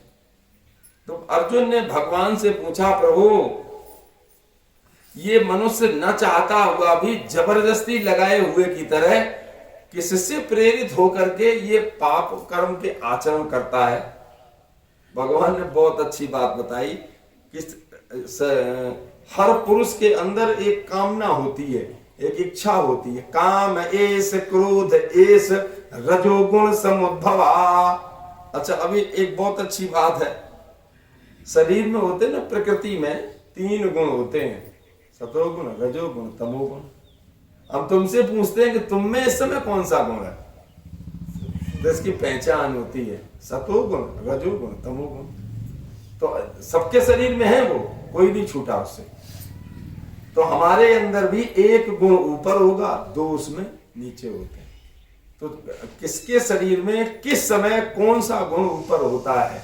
जब उस किसी पुरुष और नारी के शरीर में सतोगुण ऊपर होता है तो उसके दिमाग में ऐसी बातें आती हैं, चलो चल के यार तीर्थ घूम के आते हैं, चलो नजदीक है 1 किलोमीटर, मंदिर में घूम के आते हैं, वहां आरती लेंगे, आरती करा के फिर आ जाएंगे। सतोगुण शरीर में ऊपर है। कोई संत महात्मा है, चलो उसको एक भोजन दे करके आते हैं।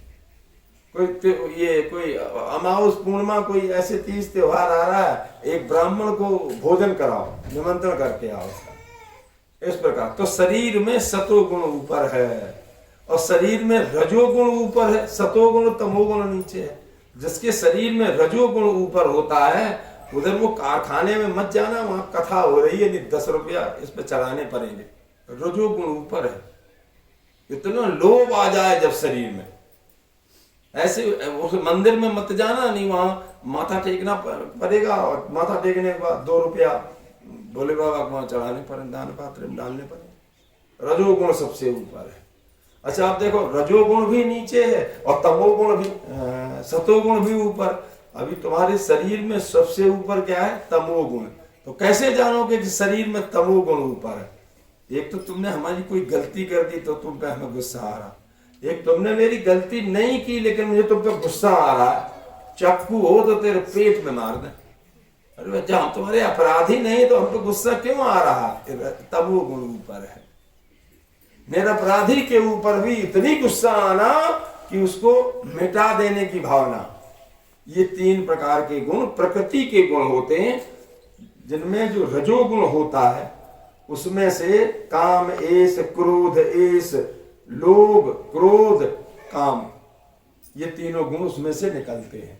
जब किसी कोई व्यक्ति अपनी कोई कामना रखता है और उसकी कामना पूरी नहीं होती है तो उसको क्रोध आता है, क्रोध आता है तो लोभ आने लग जाता है, लड़ाई झगड़ा शुरू हो जाता है। इसलिए श्री कृष्ण कह रहे हैं, हे अर्जुन, मैं जैसा चाहूं वैसा हो जाऊं। ये जो काम यानी कामना है जो सबके उसमें होती है, किसी भी क्रिया है वस्तु की, कोई अच्छा न लगना और उसमें से सुख चाहना, यही काम है। इस प्रकार काम रूप एक दोष, अनंत पाप भरे हुए हैं इसमें, कि जब एक कोई हमारी कामना पूरी नहीं होती है तो हम उसको पूरा करने के लिए उल्टे सुल्टे तमाम प्रकार के कई काम करते हैं। हमें पैसा नहीं है और पैसा की जरूरत है, कोई ऐसा काम है जिसमें पैसा चाहिए, पैसा तो है नहीं तो बस चोरी करूंगा, कहां से आएगा पैसा? तो ये उल्टे सुल्टे काम होने लग जाते हैं। श्री कृष्ण ने कहा, अर्जुन, इनसे बचने के लिए हमें हमेशा तैयार, न तो ईश्वर पाप तुमसे करवाता है और न भगवान खुद पाप करता है, तो फिर न तो तुम्हारा भाग्य तुमसे पाप करवाता है और न वो खुद करता है, न तुमसे समय पाप करवाता है, तुम खुद पाप करते हो, खुद तुम चोरी जैसे करते, इसी प्रकार से करते। न तुमसे समय, न कोई परिस्थितियां तुम पे पाप कराती हैं, और न जो ये युग चल रहा है कलयुग, ये भी तुम पे पाप नहीं कराता। तो अर्जुन क्यों कह रहा कृष्ण से? उन्होंने पिछले वाले श्लोक में बोला था, श्री कृष्ण से अर्जुन कह रहा है कि हम पे पाप क्यों करवाया जा रहा है ये? तो भगवान के पास में जवाब नहीं है, इसलिए उसको दूर से बांध के ला रहे हैं, समझाते हुए कि शायद इसकी समझ में आ जाए और ये हमारी बात को स्वीकार ले। अभी कैसे समझा रहे हैं कि न तो परिस्थितियां हम पे पाप कराती हैं, न कलयुग पाप कराता, प्रत्युत मनुष्य स्वयं ही कामना के वशीभूत होकर के पाप कर्म करता है। ये कैसे करता है? क्योंकि हर आदमी के अंदर ज्ञान है और अज्ञान है, वो जानता भी और नहीं भी जानता है। अगर नहीं जानता है तो ठीक है, अज्ञानता में हो रहा, लेकिन जानते हुए भी कौन आदमी पाप करता है?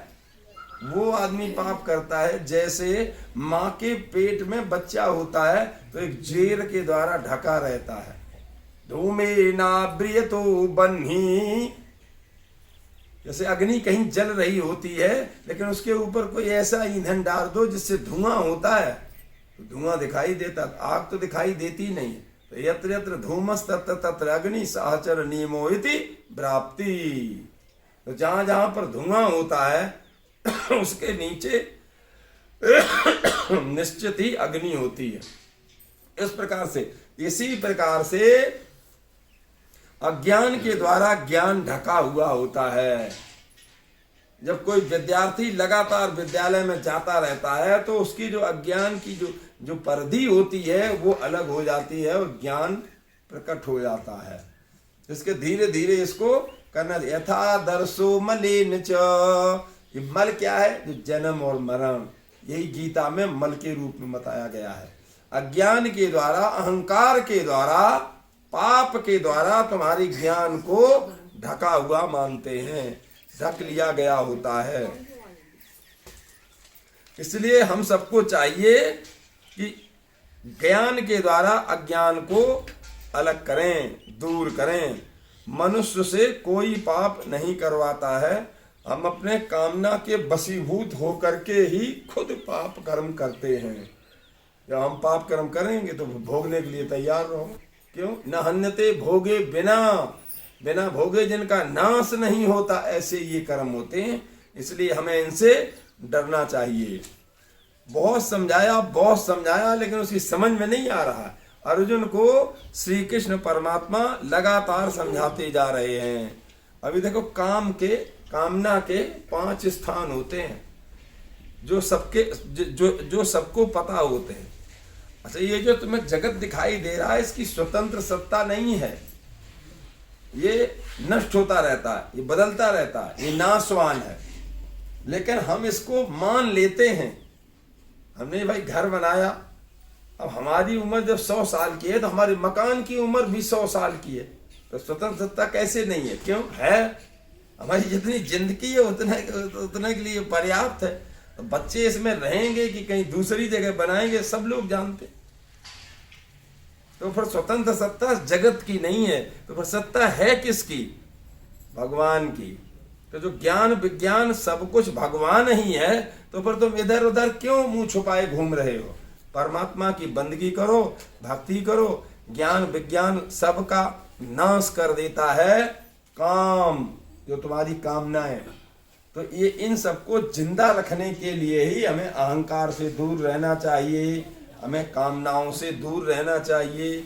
अभी लेकिन गृहस्थ, अगर हम सदगृहस्थ हैं तब तो हमें कामनाएं, एक कामना जब तक खत्म होती है तब तक दूसरी शुरू हो जाती है। तो उसके कामनाओं के अनुसार ही रहना पड़ता है। जब तक जल संसार में तादात्म्य है तभी तक ये काम है। और जल संसार हो या चेतन संसार हो, क्योंकि जब हम जल संसार में हैं और हम चेतन है, संसार जल है। अरे ये भारतवर्ष है, यहाँ ऐसे ऐसे भक्त हुए जिन्होंने जल में से चेतन प्रकट कर दिया। प्रहलाद आदि हुए, कहानियां सुनी होंगी, पंडित लोग सुनाते रहते हैं। क्योंकि खम्मा में से नरसिंह फाड़ के प्रकट हो गया।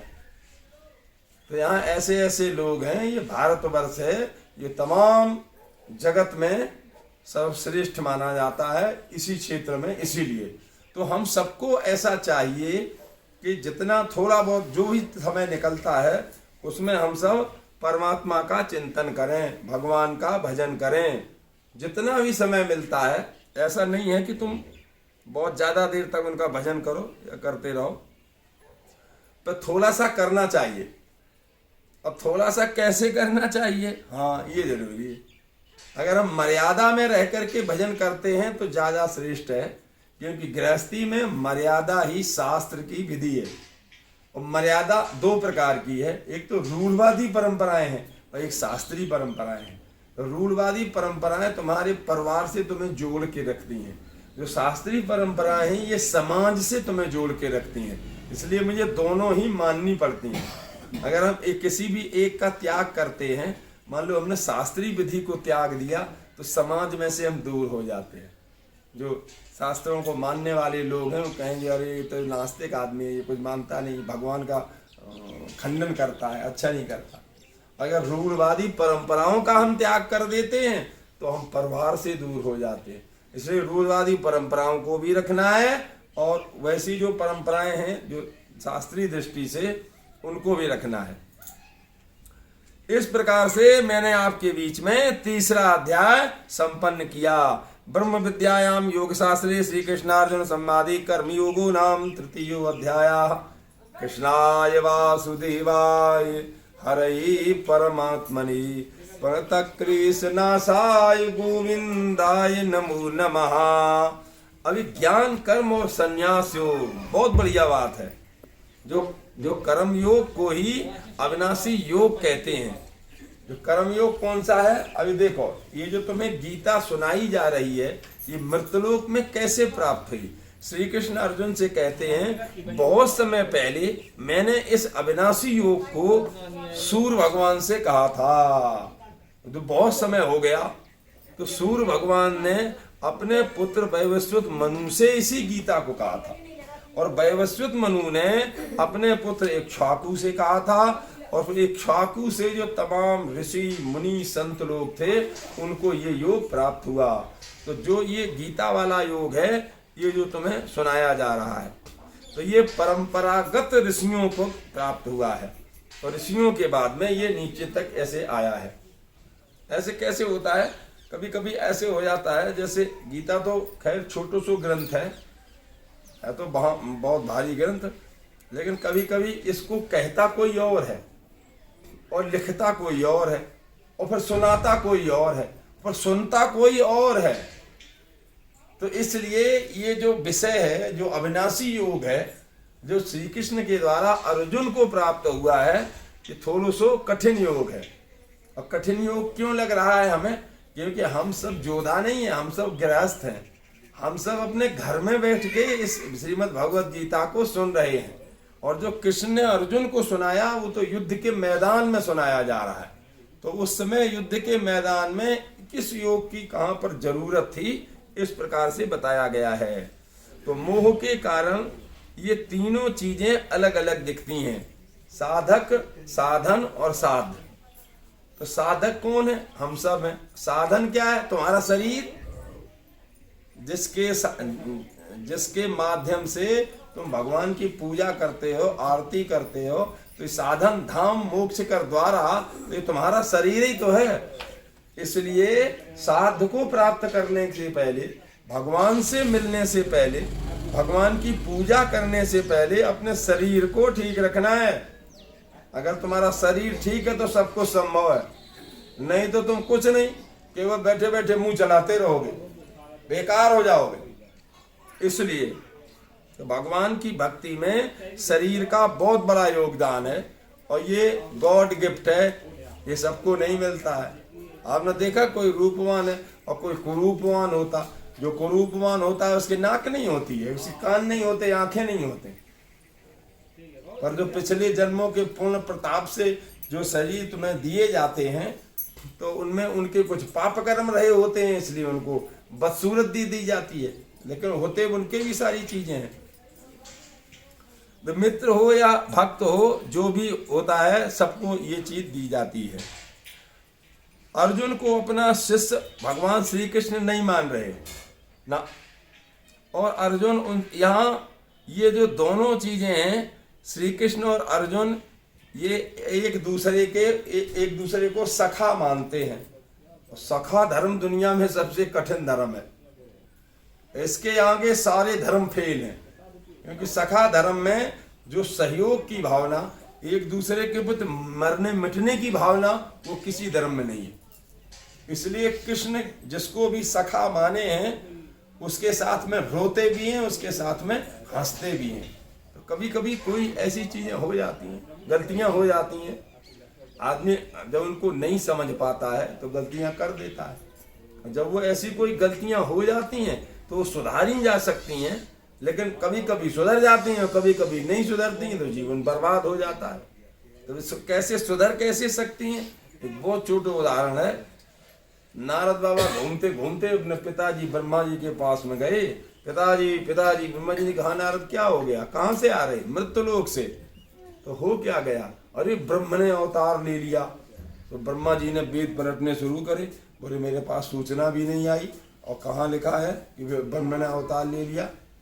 कहीं मिल नहीं रहा है। नारद बाबा ने कही, ब्रह्मा जी पिताजी तुम इन वेदों में मत देखो, मेरे संग में चलो, हम तुम्हें दिखाएं। कहाँ पे?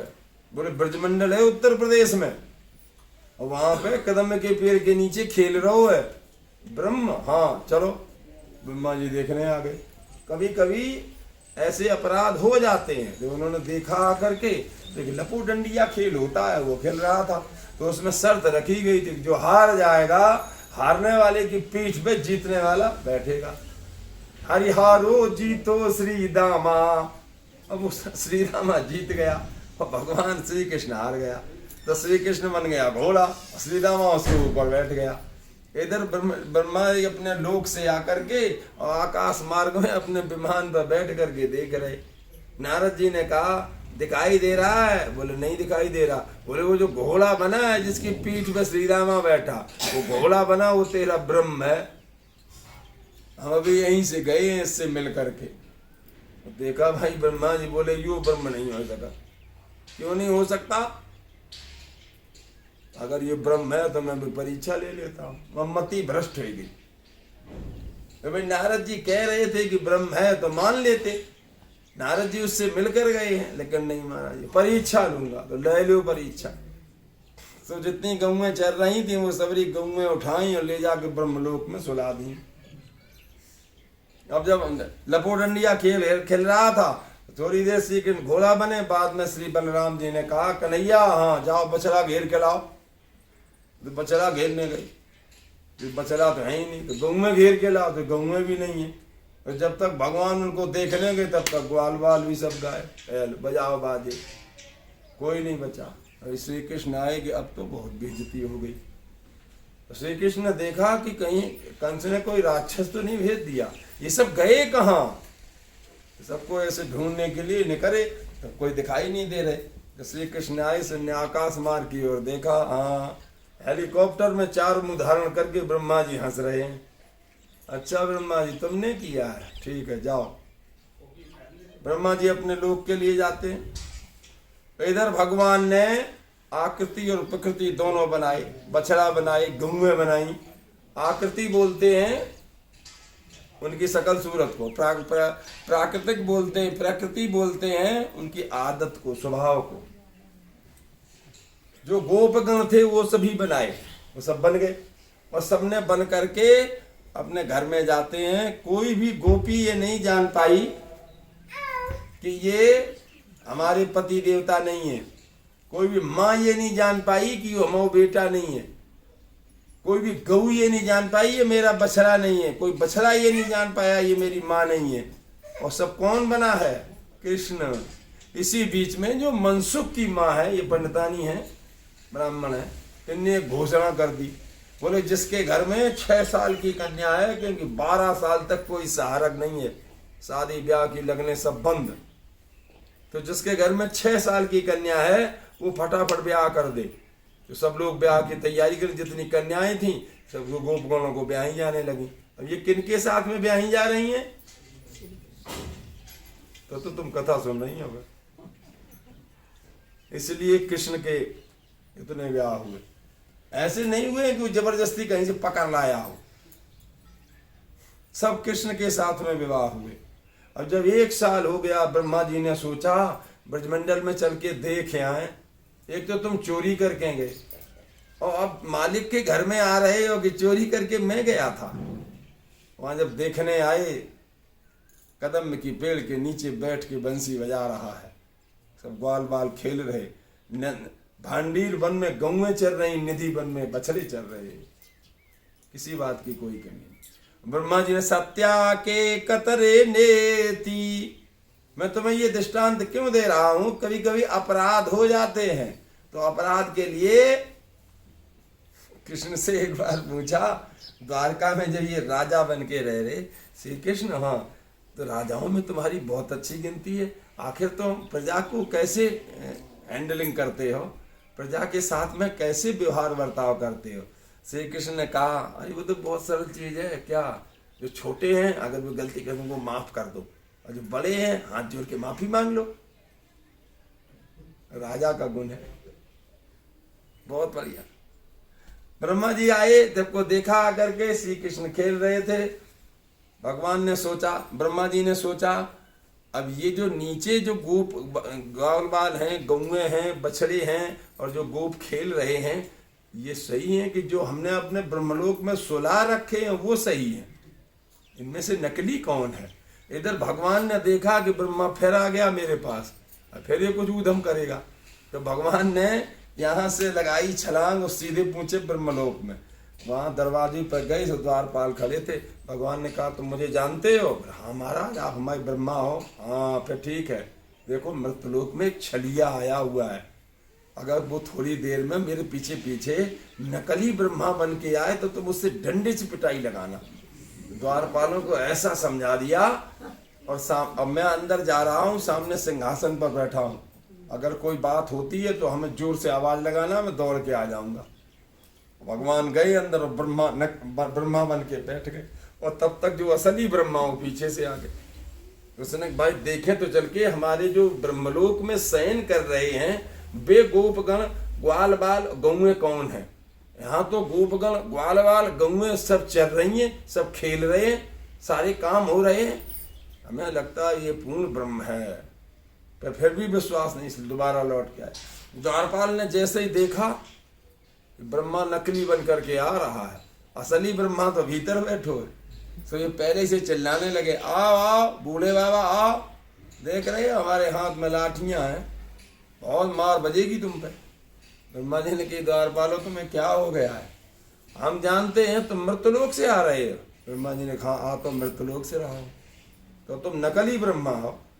ब्रह्मा जी ने कही, असली कौन है? बोले भीतर बैठे।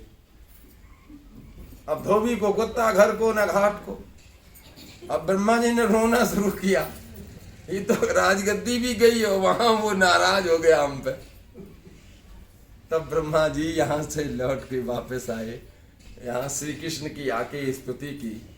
एक बार भी श्री कृष्ण ने बूढ़े ब्रह्मा की तरफ देखा नहीं, बहुत स्तुति की।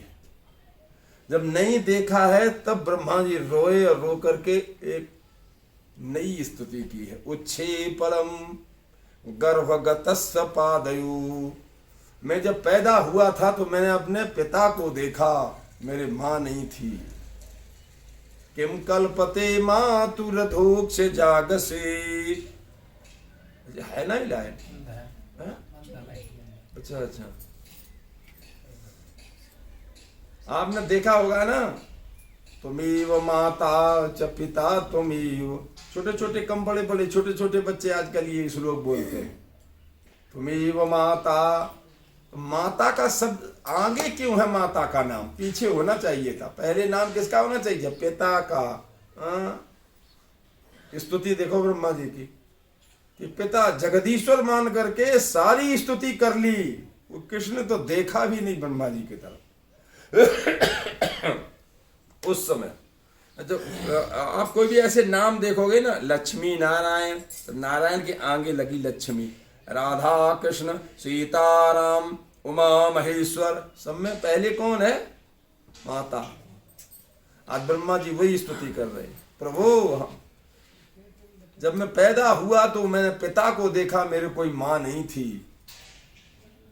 आप जगदीश्वर हो, और जगदीश्वर को जब तुम जगत को अपने उदर में धारण कर लेते हो तो जगदीश्वर नहीं जगदम्बा हो, जगदम्बा।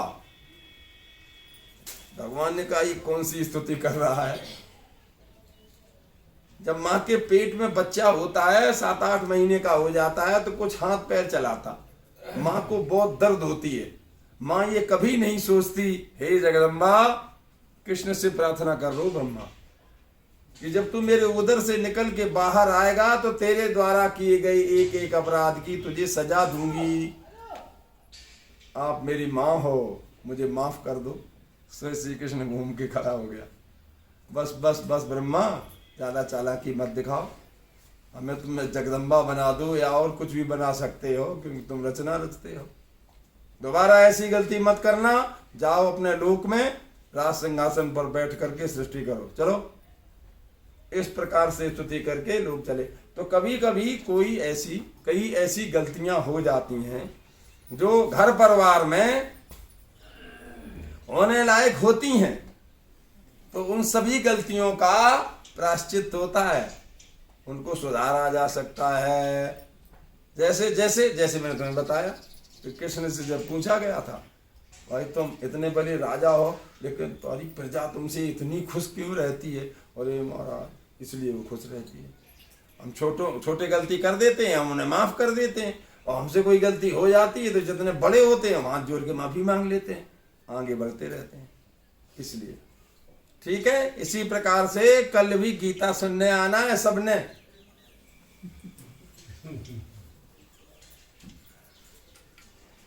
बताओ जल्दी, आरती लगाओ।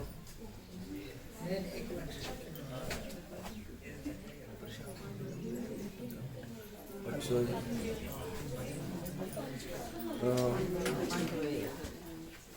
जल्दी ले आओ भाई, जाइयो, आरती नहीं होगी, 10 मिनट प्रसाद आ रहा। बोल श्री कृष्ण भगवान की। अर्जुन ने भगवान से पूछा, अभी और सुन लो, एक कथा और सुना देते हैं, तो बहुत अच्छी है, हमें अच्छी लगती है, शायद तुम्हें भी अच्छी लगेगी। कि अर्जुन को श्री कृष्ण अपना शिष्य नहीं मानते हैं, वो उनको अपना सखा मानते हैं।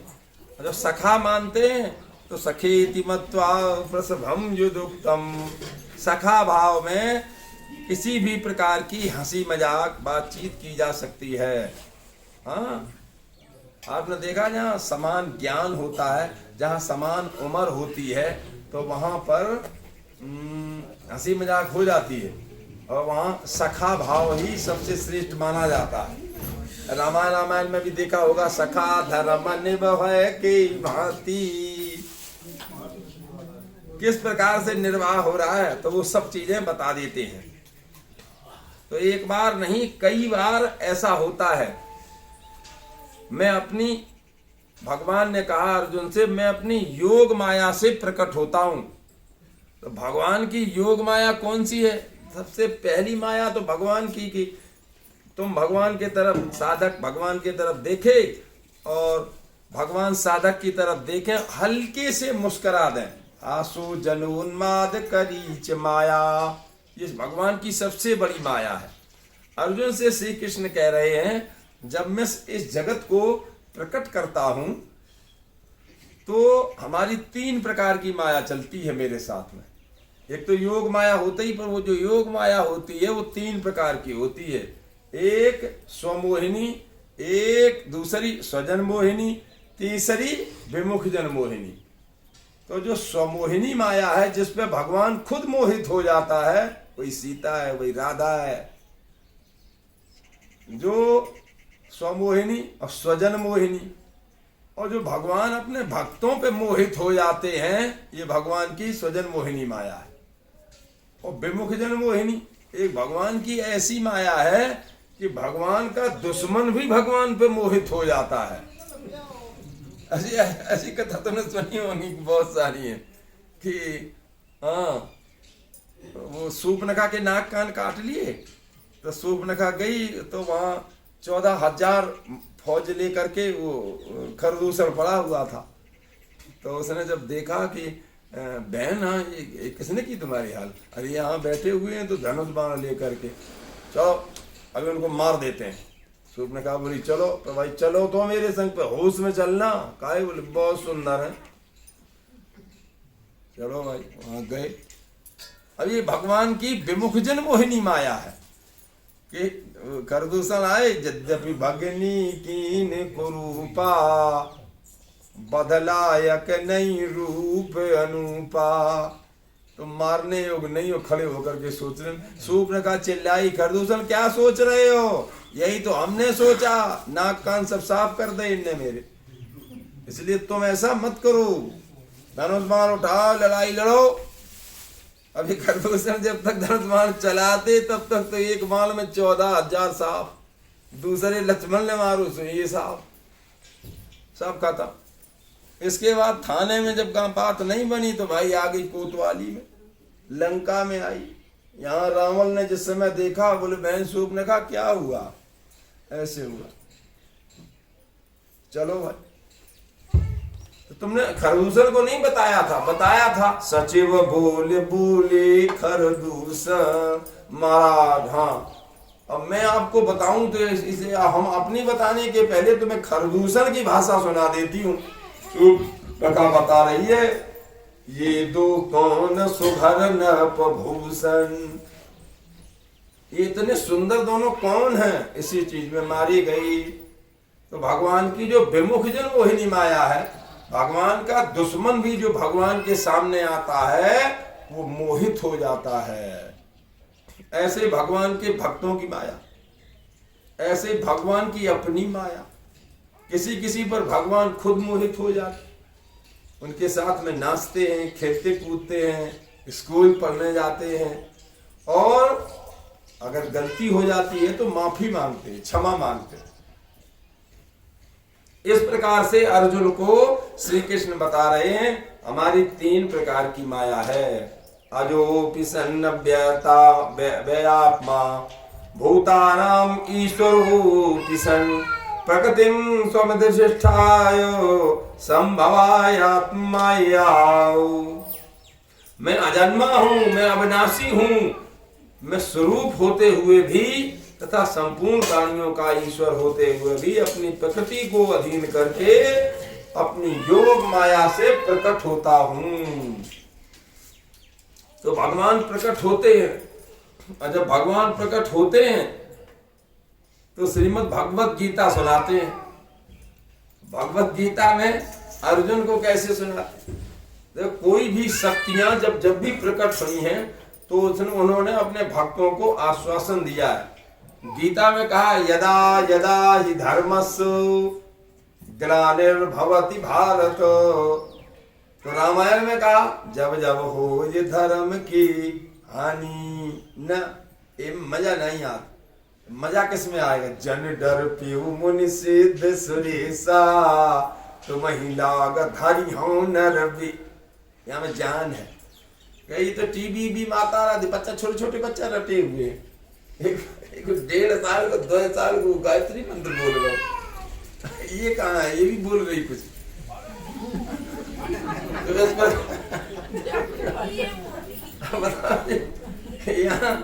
यहाँ 15-18 साल के हो गए, गायत्री मंत्र याद नहीं हुआ। आजकल के 2.5 3 साल को झलाझल बोल रहे। तो उसमें पंडितों की जरूरत ही नहीं है ना। वो तो माँ के पेट से ही सीख के आई पूरा गायत्री मंत्र। तो ऐसे हो जाता है कभी कभी। समय बदल रहा है बहुत तेजी से, इसलिए तो भगवान ने प्रतिज्ञा की जब जब धर्म की हानि होती, धर्म की हानि होती ही नहीं है। कब हुई धर्म की हानि?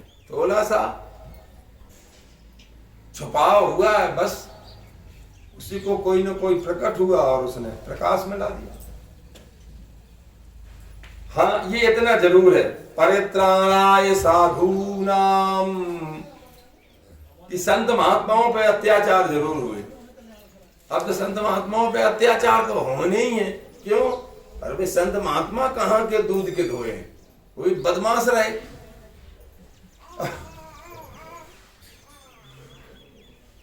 कृष्ण विश्वामित्र जी उसको, राम को, लक्ष्मण को लेकर के जा रहे जंगल में, तो उधर से वो राक्षसनी सामने दिखाई दी। जब उसको देखा तो विश्वामित्र जी ने कहा राम धनुष पे बाण चढ़ाओ। राम ने कहा गुरुजी क्यों? बोले मैंने तुम्हें बताया था कि देखो सामने से आ रही है। न तो राम से कुछ कह रही न लक्ष्मण से, तो विश्वामित्र की तरफ टूट पड़ी। तो इसके माने ये जितने भी संत महात्मा लोग होते थे ये सही नहीं होते थे। इसीलिए राक्षस नहीं, राक्षसियां भी इन्हीं के ऊपर हमला करती हैं। जब विश्वामित्र जी ने श्री राम से कहा इसको मारो नहीं, हमें मार देगी। राम जी ने उस समय काफी विरोध किया है इस बात का कि ये नारी जाति की है और हम रघुकुल वंश के हैं, हम इसके ऊपर धनुष बाण नहीं चलाएंगे। तो उन्होंने कहा है विश्वामित्र जी ने, राम हमने तुम्हें बताया था कि आपने चरित्र रूपी झाड़ू हाथ में उठाई है और झाड़ू लगाती चलो ताकि तुम्हारे पीछे आने वाला नवयुवक समाज आंखें बंद करके चला आएगा। क्यों? आगे आगे श्री राम गए। तो ये पहला कांटा है, इसको साफ करो। ये जो राक्षसी स्वभाव वाली नारियां हैं इनसे सावधान रहो, और अगर ऐसा नहीं है हाँ तो इनको साफ कर दो रास्ते में से। तब श्री राम ने ऐसा किया है। तो कभी कभी ऐसा हो जाता है। सो भगवान ने अर्जुन के सामने प्रतिज्ञा की। तो साकार रूप परमात्मा ने लीला करने के लिए प्रकृति की सहायता ली है। तो साकार रूप परमात्मा कौन है? ये आपके जैसे। अब इसमें आप ऐसे देखो, हमारे देश की जहां जहां पर ब्रह्म प्रकट हुआ है, हमारे देश की नारी बहुत विलक्षण शक्ति रही है। इसने ब्रह्म को भी छोटा बच्चा बनने के लिए मजबूर कर दिया। परमात्मा भी मजबूर हो गया। उधर आप वहां पर देख लो, भागवत में आता है ये चित्र कि जब देवकी और वसुदेव दोनों को श्री कृष्ण ने, उसने कंस ने कारागार में डाल दिया है। तो कैसी हालत में है? हाथन में हथकड़ी पड़ी है, पैर में बेड़ी पड़ी है और गले में एक चोप लटकी हुई है, और दोनों रह रहे हैं। अब इसी बीच में जब 8वां गर्भ देवकी के पेट में आया तो परमात्मा विष्णु आ गए। रात थी, वसुदेव जी जग रहे थे। भगवान आए तो भगवान ने कहा वसुदेव तुम हमें जानते हो? वसुदेव जी ने कहा हाँ मैं तो जानता हूँ। मैं कौन हूँ? तुम आद्या प्रकृति पुरुषः, तुम आदि पुरुष परमात्मा नारायण हो। अब अगर वसुदेव तुम हमें जाने ही गए हो, भगवान ने कहा तो ये सूर है, इसको जगा दो। तो उन्होंने देवकी जगा दिया। देवकी, हाँ ये आ गए। देवकी ने जब देखा शंख चक्र गदा पद्म, तो उठ के रोने लग गई। यहाँ दो चीजें हैं, क्यों रोने लग गई? क्योंकि 7 पहले मार दिए हैं, 8वें तो मरने के लिए आए मेरे यहाँ, इसलिए रो रही। भगवान ने कहा तुम चिंता मत करो देवकी, काहे हम 8वें हैं, हम नहीं मरेंगे ना, इसलिए देवकी नहीं रोई। तो देवकी किस लिए रोई? देवकी ने कहा हमने तुम्हें ये इस रूप में 4 हाथों वाला नहीं मांगा था। तो कैसा मांगा था? छोटा बच्चा। भगवान बोले तो ये कौन सी बड़ी बात है, माँ तुम कहो हम छोटे बच्चा बन जाते हैं। तो माँ के कहने पर आदि पुरुष परमात्मा नारायण शंख चक्र गदा पद्म गाए, वो छोटो बच्चा बन गो। बभूवु प्राकृत शिशु, जैसे छोटा बच्चा होता है उसी तरह से बन जाते हैं। माता पुन बोली सुन मति डोली, तजहु तात यह रूपा, की जैसे सुलीलावत प्रिय शीला, जो सुख परम अनुपा। अब माँ के कहने पर ये चतुर्भुजी रूप परमात्मा श्री कृष्ण छोटे बच्चा के रूप में रोने लग गया। सुन बचन सुजाना रुदन ठाना, वो बालक सुर भूपा। तो इसलिए भारत की जो सशक्त शक्ति है वो नारी है, जो परमात्मा को, भगवान को, विष्णु को भी छोटे बच्चा होने पर मजबूर कर देती है। इसलिए इस शक्ति को कई बार धन्यवाद देना चाहिए। अभी आज के अध्याय में नहीं आया, कल के अध्याय में कुछ तुम्हारी आएंगी 3-4 बातें। नारी के कितने पर्यायवाची हैं, जो पढ़ी लिखी हैं भी हमें सब लिख के बताना आके, फिर हम आपको बताएंगे उनके क्या अर्थ हैं। तुम्हें स्त्री कहते हैं, तुम्हें दारा कहते हैं, तुम्हें पत्नी कहते हैं, अंग्रेजी में क्या कहते हैं? और मुझे वाइफ कहते हैं, WIFE। भाई ये इसमें गीता में नहीं है। हाँ, तो जो भी तुम्हें कहते हैं, तुम्हें संस्कृत में एक और कहते हैं, तुम्हें मेहरिया, ऐसे बोलते हैं। तो जो मेहरिया शब्द है ना, ये पूर्ण संस्कृत का शब्द है। ऐसे दारा कहते हैं, स्त्री कहते हैं, तो ये सब तुम्हारे ही नाम है। हम तुम्हें पूरे समझाएंगे कि गीता में कैसे तुम्हें बढ़ावा दिया गया, कहां से उठा के तुम्हें कहां रख दिया गया।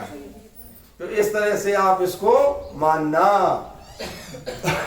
ठीक 3 बजे से 5 बजे तक कथा का ध्यान रखो, समय पर पधारो, उसके बाद तुम गीता सुनो।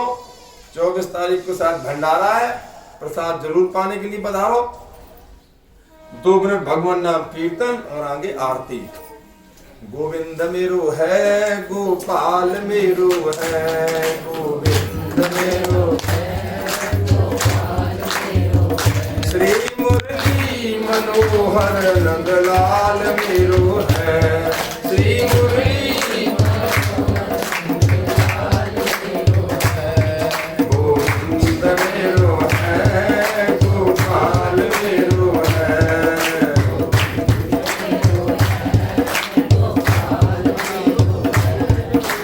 श्री कृष्ण भगवान की। ओम चंद्रमा मनसो जात सचो सूर्यो सूर्यो अजायत स्रोत्रायुष्य प्राणस्य मुख